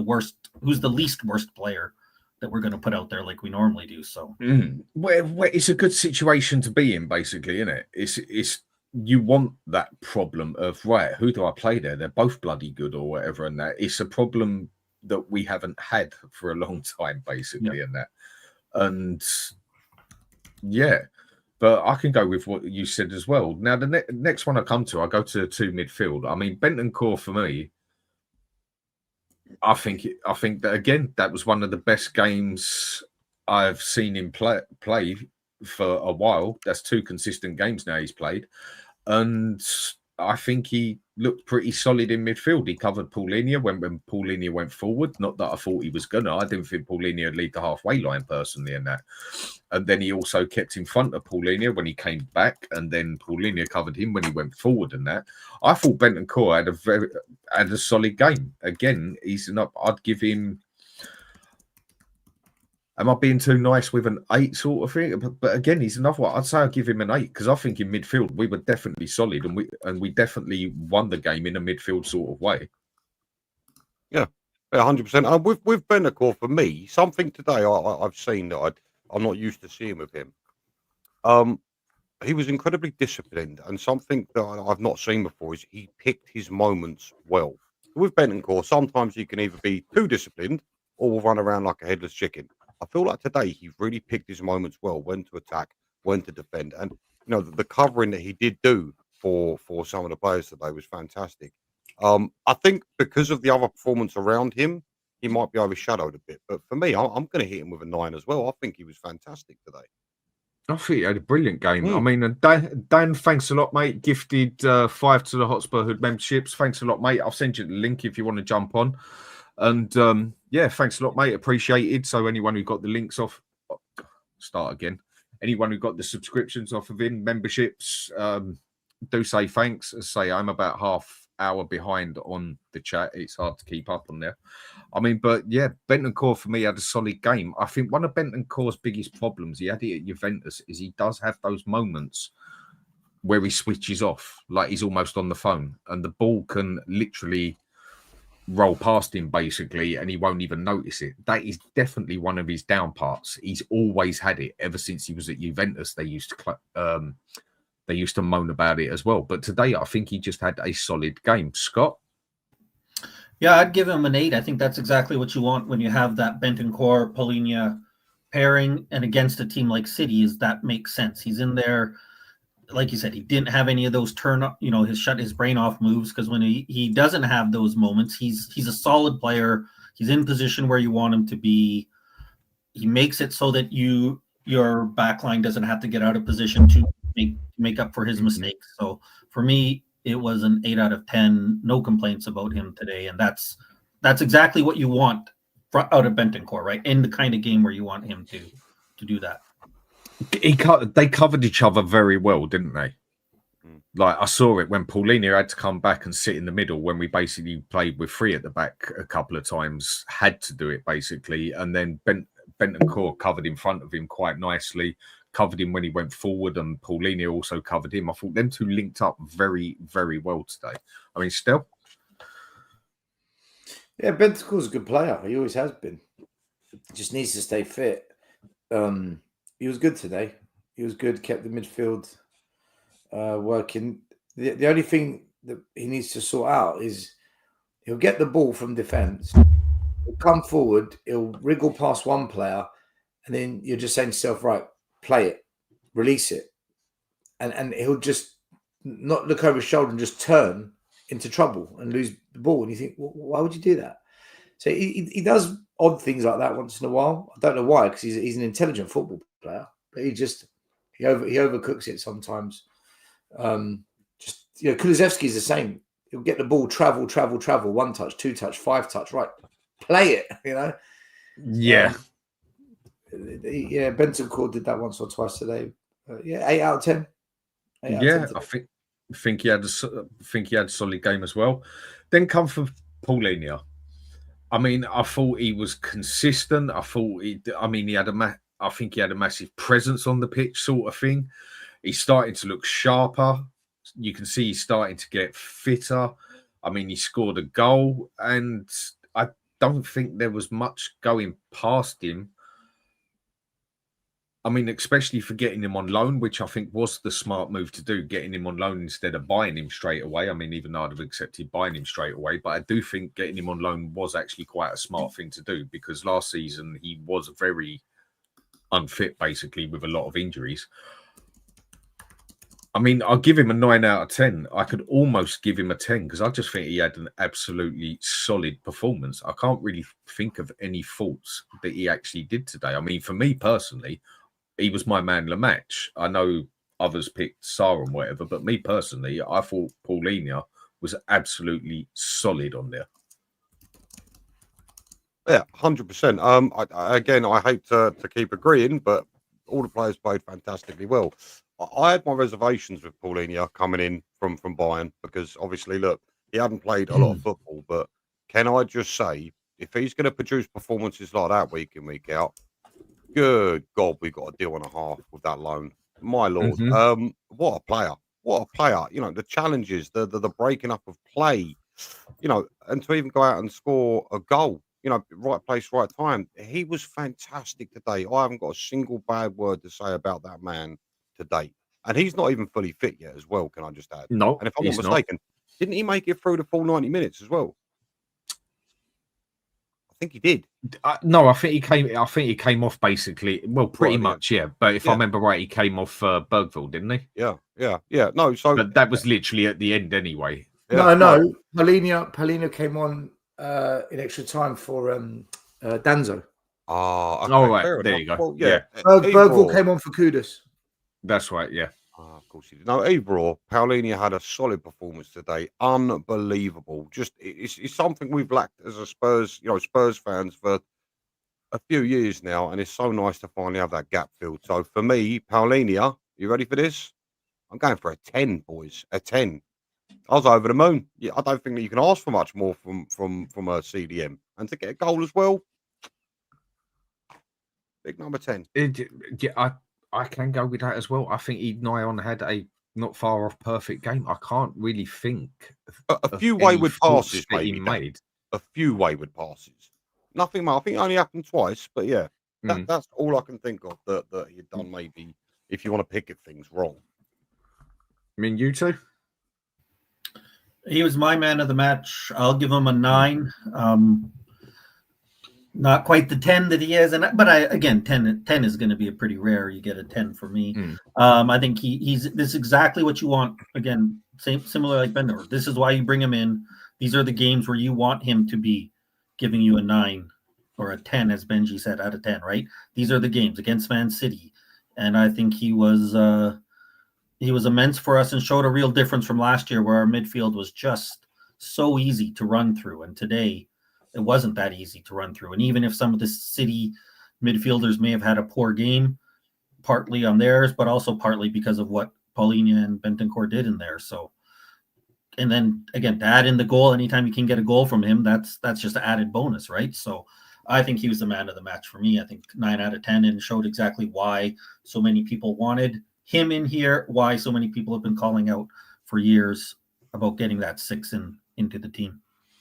You can see how much we have missed it, can't you? It just shows big time how much we've missed that. I mean, still, would you reckon on Paulinho? Like I said, for me, I thought he was man of the match personally.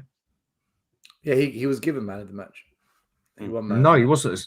Saar. Yeah, he was. On, Yeah. on TNT, Saar was man of the match. You're all right. Sorry. On BBC Sports, they gave him man of the match. Okay, fair enough. But like I say, I watched it on TNT and they gave it to Saar. I suppose it depends on what channel Then you watch it will be Saar. It'll be Saar because that was a live game. I thought he was man of the match, and I give him 10 out of 10 as well. We kept a clean sheet. He's a defensive mid. We scored a goal. He scored one. We scored 2 goals. He scored one. Well, when we signed Paulinho, I was so happy. I was saying to people, if we get the Paulinho from Fulham, he's a proper 6. He's a proper 6. And he knows the Premier League. This is what happens, right? It's not hard, is it, football? Sign Premier League proven players that have shown their quality, and you will get performances like that. Sign Matthias Tell for 35 million, and he'll sit on the bench doing nothing with his career. Right? So that's the difference. He was 10 out of 10, man of the match for me. Awesome performance. Top performance. I mean, I wanted him after his first season at Fulham. I thought he was brilliant, and then wanted him from there, basically, but then just wasn't surprised when Bayern Munich got him, basically, because the way he played at Fulham. And I do agree with what you're saying. You do sort of want that player that's already shown he can do it in the league. I mean, some people don't think it matters, whatever, this and that. I do think different leagues are played in different ways. And some leagues just suit different players in different ways. But then you can also argue the point that you go to certain teams that play a certain way, it just won't work your way compared to another team in that league as such. But I do believe that different leagues are played at different paces, different styles. Some have got more skill, some have got more pace, some have got more physicality in it, some have got more technicality in it, some are more attacking, defending. The list you can go on with it, sort of thing. I mean, I believe personally Serie A is like one of the slowest leagues, but probably one of the most tactical leagues and defensive leagues out there. And you can argue the Premiership has got a bit of everything. If you look at the Spanish league, I'd say that's the fastest and most skillful out of them. And certain players will work in certain leagues better than they will in others as such. So I do agree. When you do buy a player, I think it does help if he's already proven he can do it in a certain league. So I do agree with that. Whereas other people think it's neither here nor there. And again, it's each your own at the end of the day. I mean, now go with Kudus. Strong. He covered Porro's arse a fair few times. And do you know what? It almost looked at times, I can't remember, who was their left back? It looked like he just couldn't deal with him at one point. Who was City's left back? That was the one who hurt his ankle at the start, wasn't it? Oh, Out Nori. Yeah. I think that was their left back. Yeah, personally, I think Kudus gave him a nightmare. Honestly, I don't think he had no control over him whatsoever. Yeah, for me, Kudus is, somewhat tough to judge only because I thought he did so well, but then he has no support.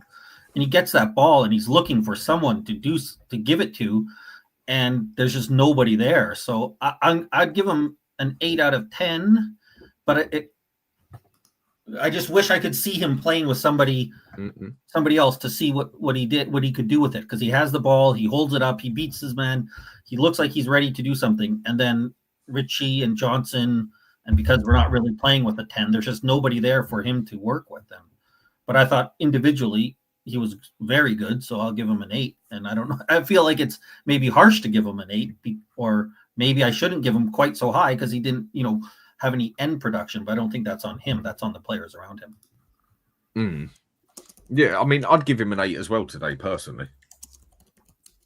I mean, he did his job, really. I mean, look, I suppose today, again, wasn't like an absolutely shining performance, but I think what he gives us as a whole is that fear factor. And I do think that opens up a lot more space for players running through the middle, like your Sars, like your Richies, even Brennan Johnson. Because let's be honest, you're going to focus on the danger man, which is Kudus essentially.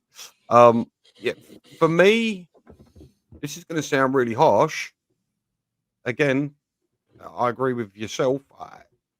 There was no end product there today, so I'm going to go with a 7, boys. I know that's a bit harsh, but I don't know. I mean, could you say it was being doubled up on? I'm not sure. I know 2 players were out to him very quickly. They had to at one point. I did Yeah, notice at one point he was getting doubled on because I think their left back just couldn't deal with him. No, for sure. No, yeah. For me, it's gonna. You know what? I'll go 7.5. Such a tough one because again, he wasn't bad. He just. Yeah, no, I'm going to stick at 7.5. I've said my piece on him. I can't really go any higher than that. Yeah.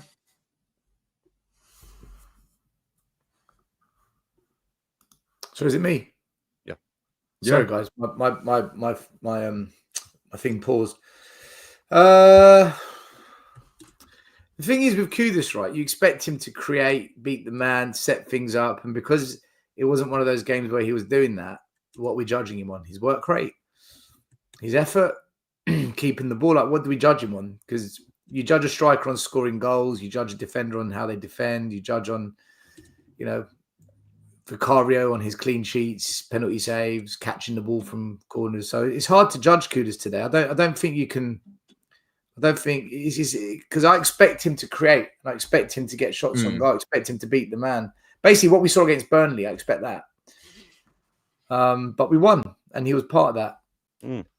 Still, can I throw this out there real quick? Still, so how Nori came off. Obviously, he's been on top form. Even when he was at Wolves. I expected a little bit more from Kudus today because Ake had to come on, and Ake hasn't played a massive amount of football, has he? So I just feel like maybe he could have taken a bit more of an advantage of that fact. I don't know. Maybe I'm wrong. Well, I agree. That's what I'm saying. Like from an attacking perspective, there's more there, but he was very physical today, and we needed that. He put up the fight. Like there was a moment in the game, for example, where the ball went long, and I think Reinders, he let the ball bounce. And it was Kudus that bullied him off the ball, and it nearly dropped for us to go and score in the first half. I don't remember that moment. Man City had one man at the back, and it went long, and it bounced. And see that physicality Kudus brings. He gave that today. We needed it. So I'm kind of trying to judge him in a different way. And listen, he covered Porro's arse so much today. He did. Honestly, he did cover it. I didn't think about that. He did. You're so right. So it's almost like I'll give him an 8. Because he had to do other things today, and he did those things well. I'll give him an 8.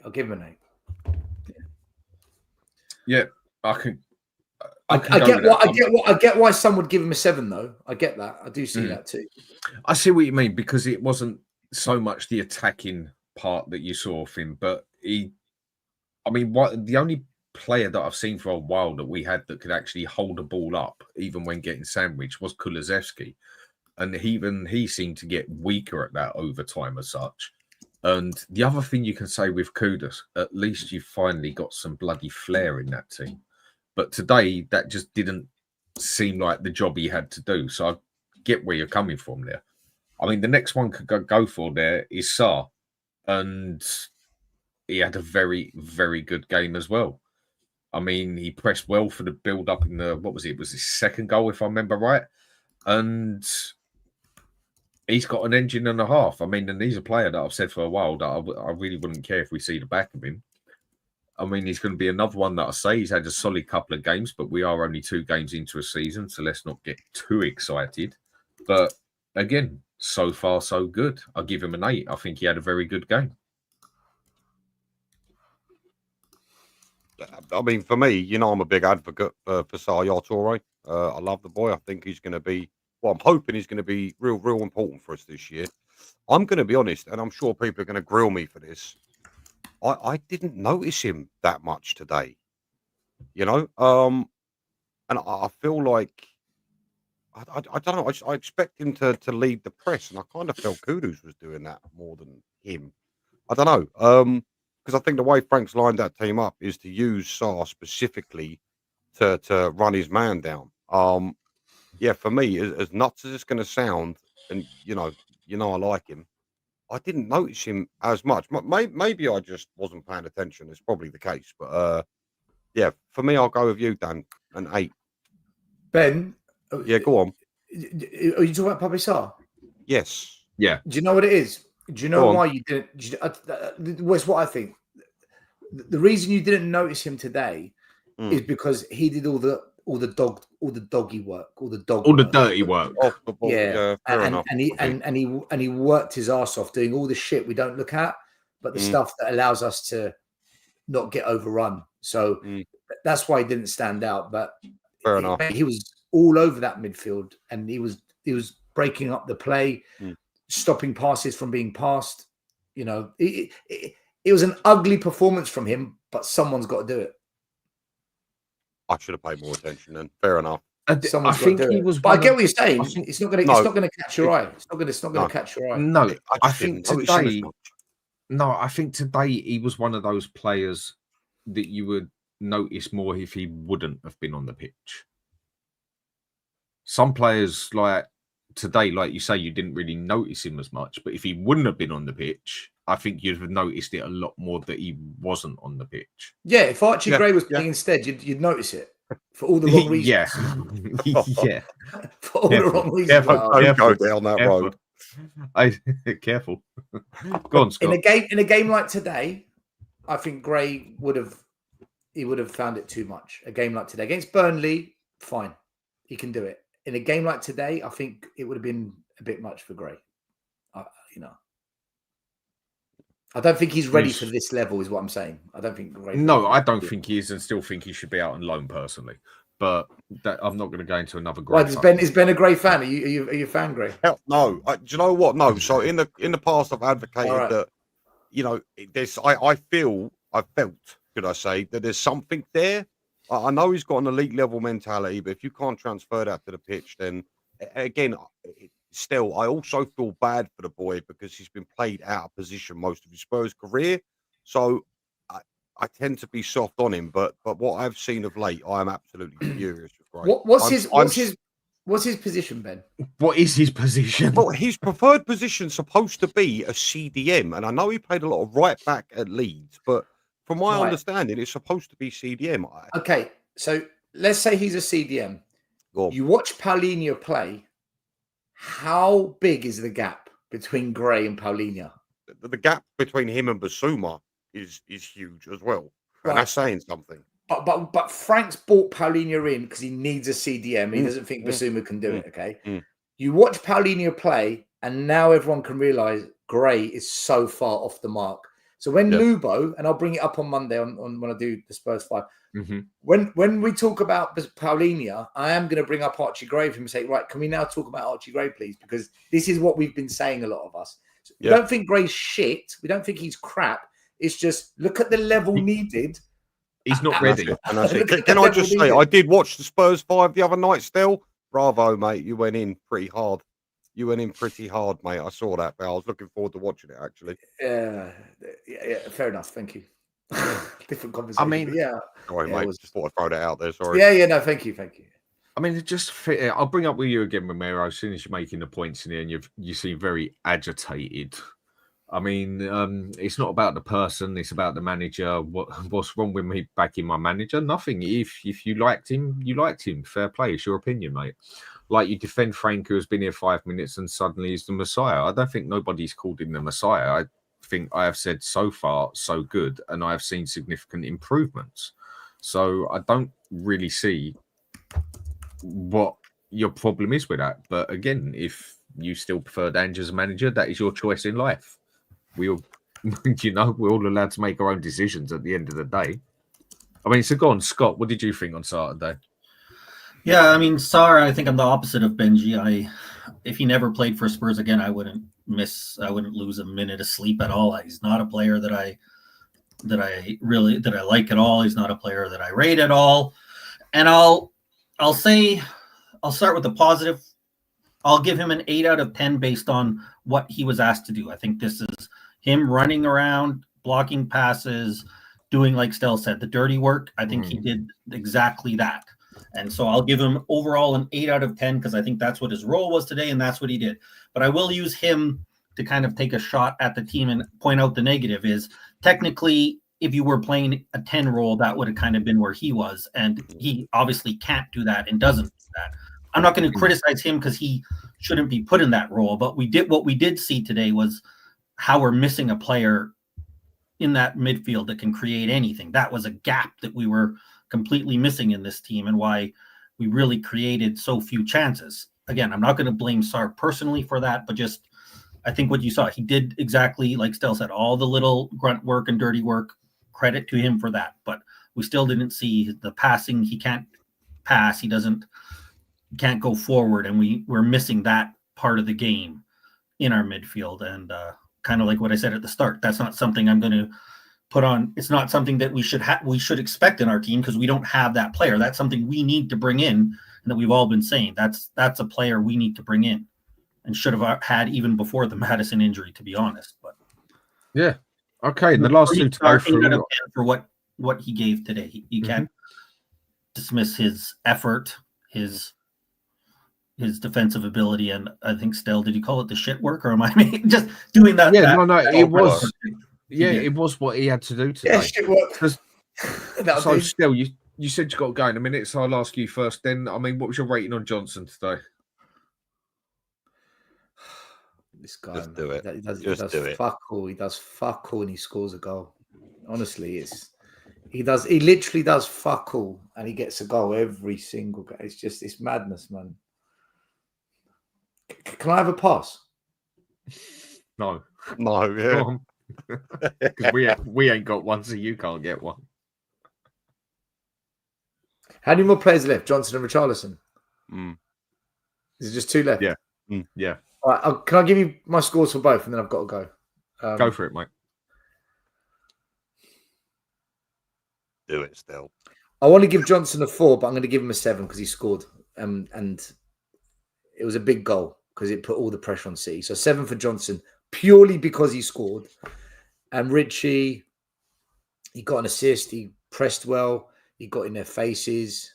He didn't take any crap off them. Richie did that. Richie had a good game, but he didn't score, but he didn't really have many chances. Johnson 7, Richie 7.5. Okay, that's fair enough. Yeah. I mean, I get what you're saying about Johnson. Got to be probably one of the most annoying players I've ever actually. He does nothing. Actually had to watch. He does nothing, man. But he gets his goal, innit? I mean, do you know, in that aspect, maybe he should be better off sticking him as like a Gary Lineker striker sort of thing. Mate, do you know what? Brennan Johnson is basically Matthias Tell with goals.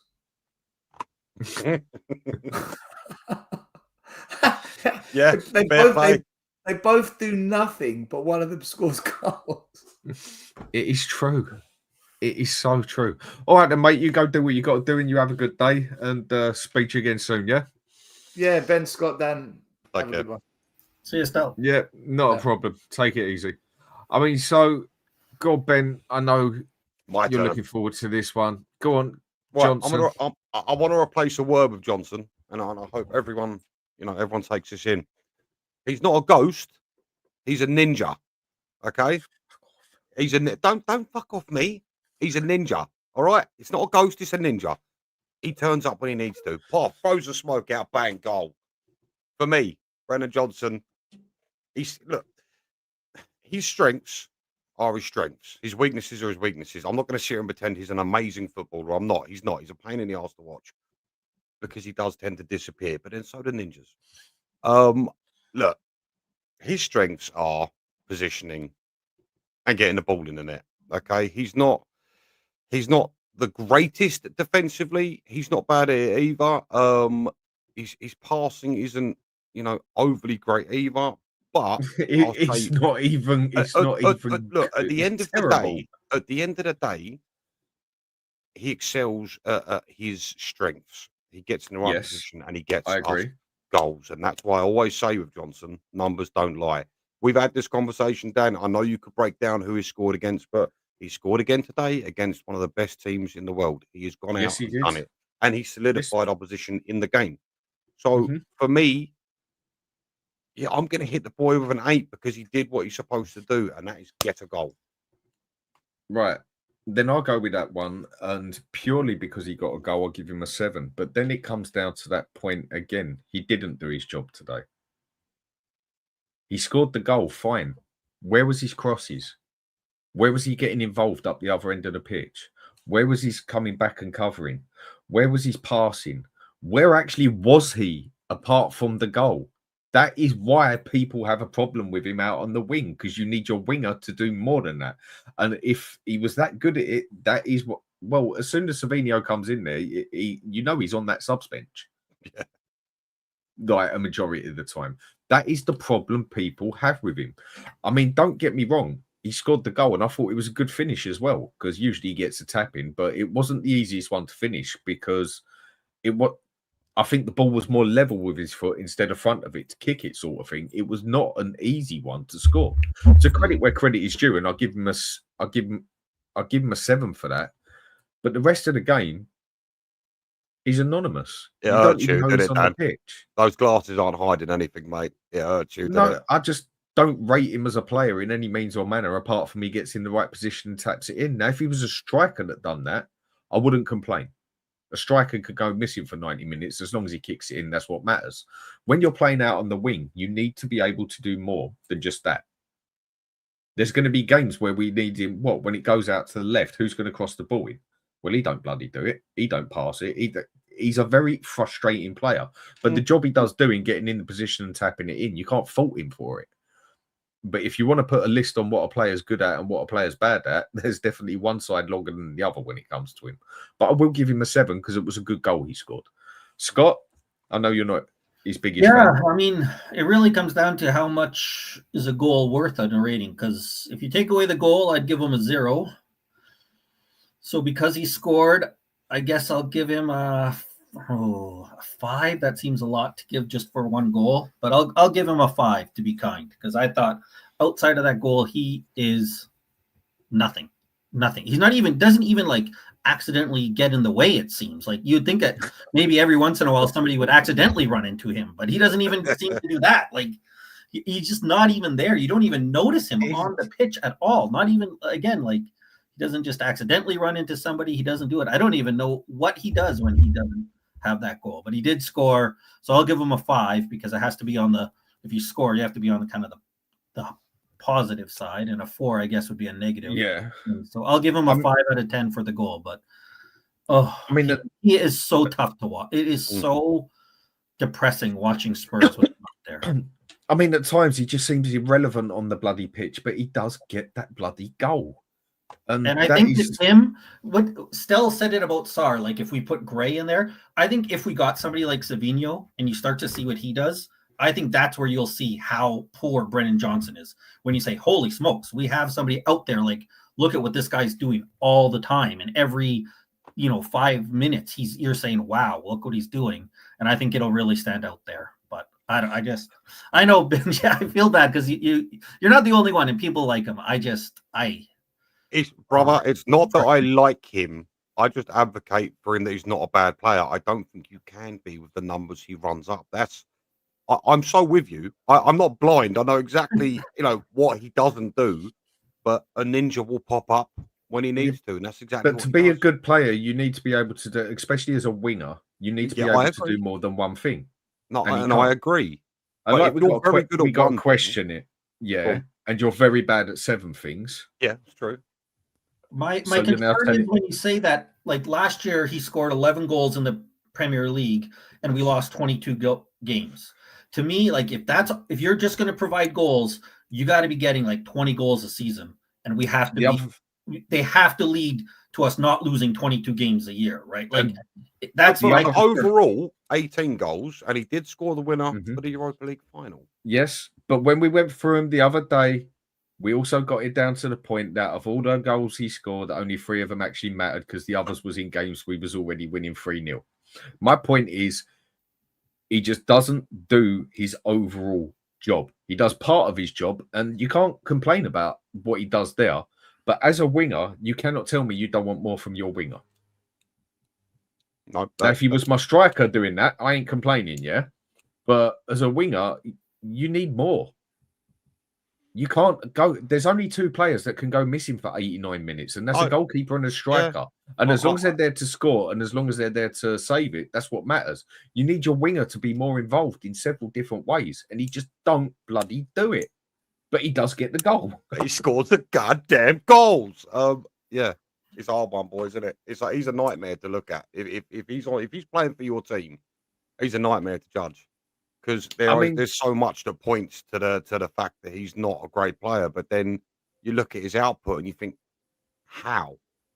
But he does do it.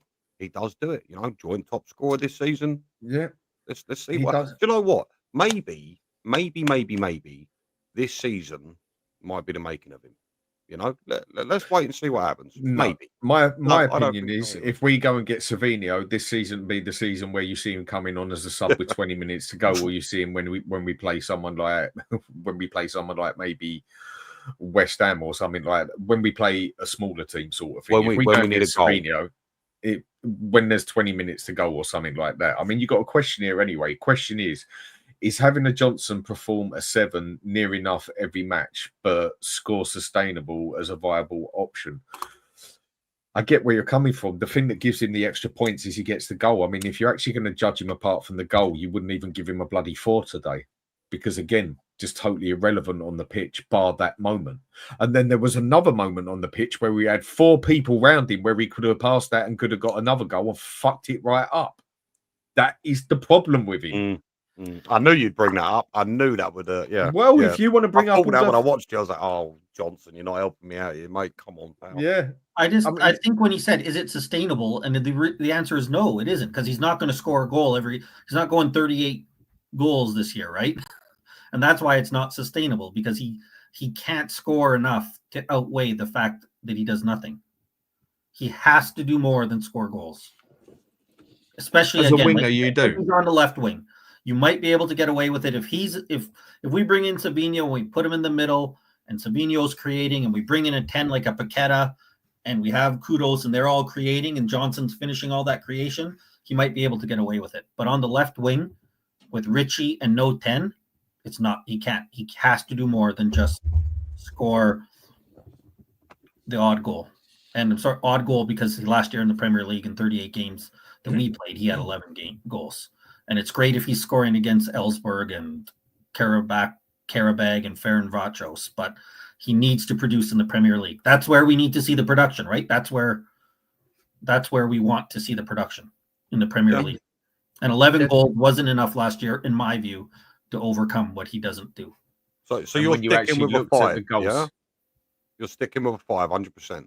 Yeah, I think he was awful other than that goal. And to me, fair play. Yeah, I do agree. So the other one we go to then is Richarlison, who I think had a pretty solid game again. I mean, proper involved with it, good passing. It was a good pass over to Johnson for it.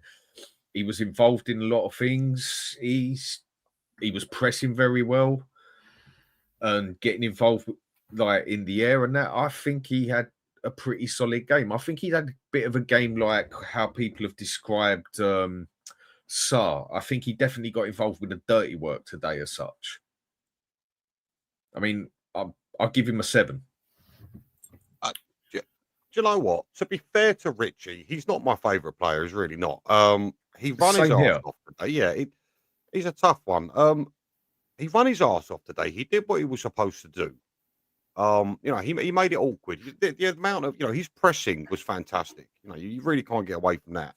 I feel like it's a bit harsh he didn't get 2 assists. I'm not actually sure why he didn't get the second one. I'm pretty sure he got 2 assists, but the stats say 1. That's fine.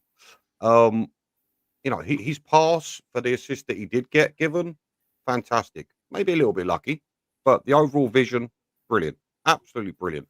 For me, I'm going to go a little bit more than you, Dan. I'm going to go, what did you say, 7, yeah? Yeah. No, I'm going to go 8, actually. Yeah, I'm going to give Rich an 8. He ran his ass off. Wonderful pass. I still feel like he should have had 2 assists, but yeah, 8 all day long for me. And that hurts me to say. Scott? Um, he worked hard. I'll give him credit. He worked hard. He tried as best as he could. I still see the ball bouncing off him every time somebody passes it up to him. His touch is so terrible. Skill question. So I'm going to give him a 6, and that's because I'm not. For him, I think it was an 8 for him. But for the level that I want to see out of my striker, I would give him a 6. He made that pass with no real defenders in between him. I wonder if Diaz would have stayed on his feet and not slipped down. And if Richie had to beat a defender with that pass, I don't think he has that in his locker. But hey, he didn't have to do it, and he made the pass there. His work ethic was good, but I just see too many times where that ball is coming to him, and he just can't hold up that ball at all. And it's something that we are so desperately lacking right now in the team, and that so 100%, 10 out of 10 for his effort, lower than 10 for his skill and his technique. So I'll give him a 6, and maybe that's harsh, but another player I'm just tired of seeing the same mistakes from, same issues from. That's fair. I mean, I do think he has looked pretty solid, but the other thing is we know with him, he is very injury prone. So last bit I'm going to go to here because I want to go and have my dinner and probably have enough beer and dinner. Where do we go now? What have we got to do now to improve? As in improve for the season, because at the moment we're not playing Champions League games or nothing like that yet. Things are going to get very, very messy very, very soon. So what have we got to do now? Or should I say, what has Levy got to do now? I think that answer is obvious, isn't it? Jesus, the how many things can you say about Daniel Levy at the moment? Good Lord. And people have said it previously. There's nowhere left for you to hide, Mr. Levy. Eyes are firmly on you, my son. If given the fact that we've got Champions League, if you don't pull your finger out and bring in at least 3 players, and I'm thinking maybe possibly 2 of them to fit into the first team, I think we've got a very serious problem. Right now, it's all great. It's 1 game a week. We're fine. But those injuries will start to stack up. I mean, I've heard today that Savinho, we've gone back in for him, and we're prepared to pay up to 70 million. Please let that happen. But yeah, I think this transfer window so far has been an absolute disgrace. Don't get me wrong. Love Kudus, love Paulinho, fantastic. But this transfer window has been embarrassing for us boys. Embarrassing. I mean, for me, to the point where I'm not even angry at Arsenal or Eze for the whole Eze conundrum. I'm fixed firmly on Daniel Levy. And I've never been to a protest before. And I asked you this today, Dan. I sent you a message. When is the next protest? I may actually turn up at one of them because I think it's don't know. Well, I don't know. I'm not sure either. But look, going forward, you've got 2. Is it 2 weeks left? Is that all we've got left of the transfer market? Something along them lines. Not even that. I think we got about 9 days. If I'm Monday, right? A week from Monday. Is it okay? Right. Well, I think I could be wrong, but I think you've got 10 days to turn this around. There's still time, not a lot, and transfer deals at this point are going to be real difficult because you're getting to a point where teams aren't going to be able to replace people. It'd be that much more difficult. The way going forward for me is you have to go and bring in at least another 2 or 3 players because I don't think the quality in depth is there, and I'm super nervous about an injury to any of the 11 that I saw out there today. So yeah, I mean, you've got to spend. It's like Stel said. All of a sudden, we get an injury and Archie Gray sitting there instead of Paulinho or whatever, and then and then you're like up shit street. Someone like Kudus ends up getting injured and coming off. It's going to make a massive, massive difference. At least if we get, say, a left back or right back injury, or even a defender injury, you can say we've got significant cover there. Even if someone in midfield gets injured, you can say you can bring back Sarr there, but then who do we put forward? We are very, very, very limited at the moment. Very limited. I mean, people can say we've got cover for the left. I mean, but bloody hell, I mean, if anyone classes Tell, and I think Odegaard today, personally, I haven't gone through the subs, but I think Odegaard looked pretty solid when he come on today.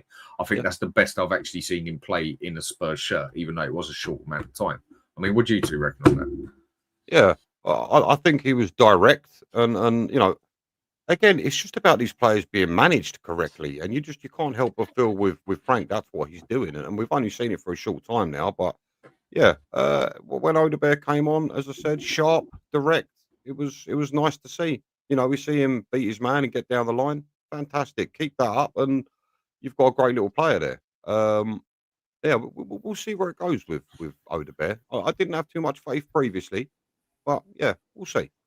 I think I'll quickly go to Odegaard and then overall. My concern again with Odegaard today is you see a little bit, but then when it's time to make that final decision, he's just lacking it a little bit, and that's not there. Like you said, he kind of beat his man, but then that's why I think I would prefer if he went on loan and played. I think that's kind of thing that, especially at his young age, let him play 35 games, 75 minutes a game, where he gets in those situations. He starts to learn a little bit more about how to finish, make those decisions. And I think that he would really benefit from it, because I just don't think we need him coming on at his age and playing 15 minutes at the end of games. I know he'll get more games when we play in the cups, but even like Champions League, I don't know how many teams in the Champions League are we going to say that he can go out there and start. So he's a player, I think, especially if we're bringing in the players that I think we like, a Savinho.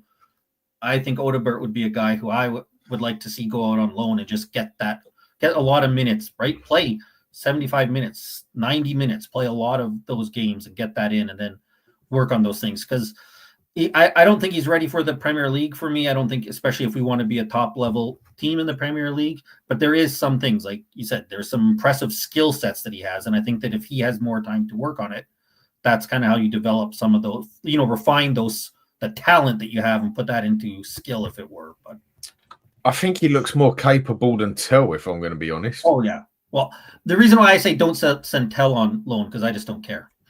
I just get rid of, like, I think Odegaard you send on loan because I think you can develop something that can come back and maybe he'll help us.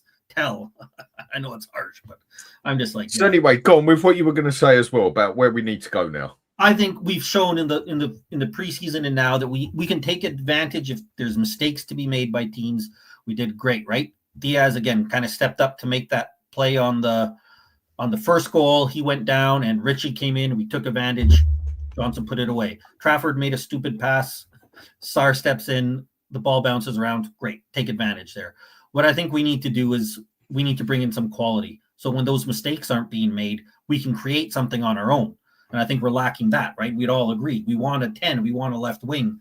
We want the kind of players that's going to create chances out of nothing. That's going to create chances when we aren't getting the breaks, when it's a tough game. And that's what I think we need. Two players, left wing end, and a 10 that are going to create chances when it's not presented, when there's not a mistake. And I think we've shown we're solid. We're a solid team, and sometimes that might sound as a bit of an insult, right? Because solid is just okay, but we are solid. We can do if there's chances presented to us, we can take advantage of that. What I want now is some players that create those chances. We don't need to wait for the team to present them to us. We go and create that. And I think that's what we can get if we can get some of those, the left wing, the 10 that we all say that we need. And I think ideally we'd like to get probably a fullback. I'll say depth. I'm not going to piss off box office by saying backup, but I think we've said, we talked earlier, we're pretty confident. We like Spence and Porro are good quality, right? And Gogi is good. But I think that the issue is if Spence goes down, we don't really have somebody to play to fill in for Porro, right? Mm. If Porro goes down and Udogi's out, right, as he is now, like what would have happened today if Spence got hurt? Is it Ben Davies is coming in? So I think that left back, and it's a massive drop in it. We need, and I say it as depth because I don't think we need to get, we don't need to get Prime Cafu in, but we need somebody who can come in and fill the role. And again, doesn't have to be 40 million. Get a quality player that we feel comfortable playing if one of our guys goes down. Mm. So the final bit I'll say then, just quick, because I'm definitely getting starving now. What do you actually think the chances are of this happening? that we do basically get what we need to get something sorted. We have so much faith, Dan, don't we, Scotty? So much faith. I think we'll get one I think we'll get one player that we're happy with. I'm not sure it'll be like over the moon, if that makes sense. Like, I think if we got a Paqueta, I'd be over the moon. If we got Savio, we get over the moon. I think we'll get a player that we're happy with, but not at the level we want. And I don't think we'll get two that we need. I'm trying to think of a kind of an example, but I don't know. Harvey Elliott, who I actually like, but I think we could get like a Harvey Elliott. I'm not criticizing it, but I think if we got Harvey Elliott, we'd say yes, he adds to us in the 10, but I don't think any of us are like getting overly excited about it. No, I don't think anyone gets overly excited about him, but he's definitely a player who I would like at Spurs. And I think that's the kind of move we'll get, a player like that, where we're happy with the player, but not. Quick question. If the three players that came in would be, it's not going to happen, right? It's not. I'm going to say his name anyway. If Savinho does come in by some divine miracle, and that was topped up with a Paqueta and let's say a Lookman, I think that would be pretty decent, would it not? Because Lookman's about 40 million, maybe slightly less. That's what people. I reckon you get him for about 40 if you put in the right structure for him, and that I think you're getting for about 40, 45. I think you'd be paying the same amount for Paqueta as well. Again, maybe possibly even less because West Ham want him out. He wants to leave. You might get Paqueta for a crazy price, like a 30 million. I mean, he is not my first choice. He's not Scott's. He's not yours, Dan. But if he came in, he'd be able to offer something. Again, I wouldn't be like, yay, but we just don't really have any creativity in that middle. It would be something at the very least. And a thing with Paqueta as well, I suppose. I mean, there's me saying I don't like it. I wouldn't say no to him. I'd be pretty close to over the moon with him. I really like him. Okay, fair enough. Fair enough. I just feel like his peak.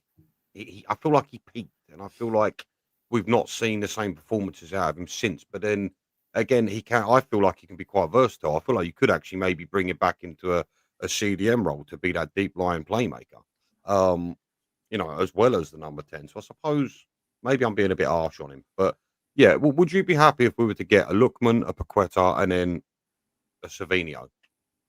Oh, that would be awesome. Okay. The one thing too, about Paqueta that I like coming in late like this is he knows I think he would transition over, ready to play. You're not kind of questioning him. I think he has a floor. Like his worst case scenario is he's a good player. Whereas some of these guys, like Akalush or however you pronounce his name, I think he's got a low standard. Yeah, I think Akalush has more maybe potential, more ceiling. Like he could turn out to be really good. But there's also always going to be that concern when you have a guy who's younger and hasn't played in the Premier League. Is it going to take time or whatnot? So Paqueta, I think, would be really good. I think Savio is exactly the kind of player we need. I think just that talent, just the quality on the ball, his ability to beat a man, I think is really what we need. And then if you're throwing in Lookman as well, yeah, thank you. That would be, I think you're looking at a 9 out of 10 window for me if we got those guys, and that would be quality. Okay, it's something the fans deserve. That's all I'll say. 100%. We deserve a lot more than that. But yeah, today solid performance. I'm happy. Gonna have another beer now. Gonna order something to eat, and I'm gonna make sure it's a curry because I don't fancy a bloody Chinese. And the wife won't have a pizza either. And I do eat a lot of pizza because I do like pizzas. And right, Ben, you got your Twitter site, haven't you? X? Yeah. I'm up to about 107 followers now. If anyone can come along and drop me a follow, I'd be really appreciative. I haven't got a lot, but if you can, brilliant. And I'm sure we'll see you on here again very soon. And my wife there saying sick of the sight of pizza. That's your problem, not mine. Are you talking about the pineapple, Beth? Oh, Dan, I had one the other day, mate. I sent you a picture, didn't I? You got to have pineapple on a pizza. That's why God put pineapple on this planet. But that's a whole different story. And so, great performance today. Great performance off the players. Great performance off the manager. We've got nothing to complain about on this one. Now we need Levy to pull his finger out his arse and get his act together, basically. So thanks for everyone's coming on. Thanks for everyone watching. And Dean, much appreciated. Thank you very much. And Danny K as well, much appreciated, mate. I'll speak to you again very soon. And well, that's all you can do today is just be happy with what you got, and we shall see where this goes. I'll catch up with you later. See you later, everyone. Have a good night. Take it down.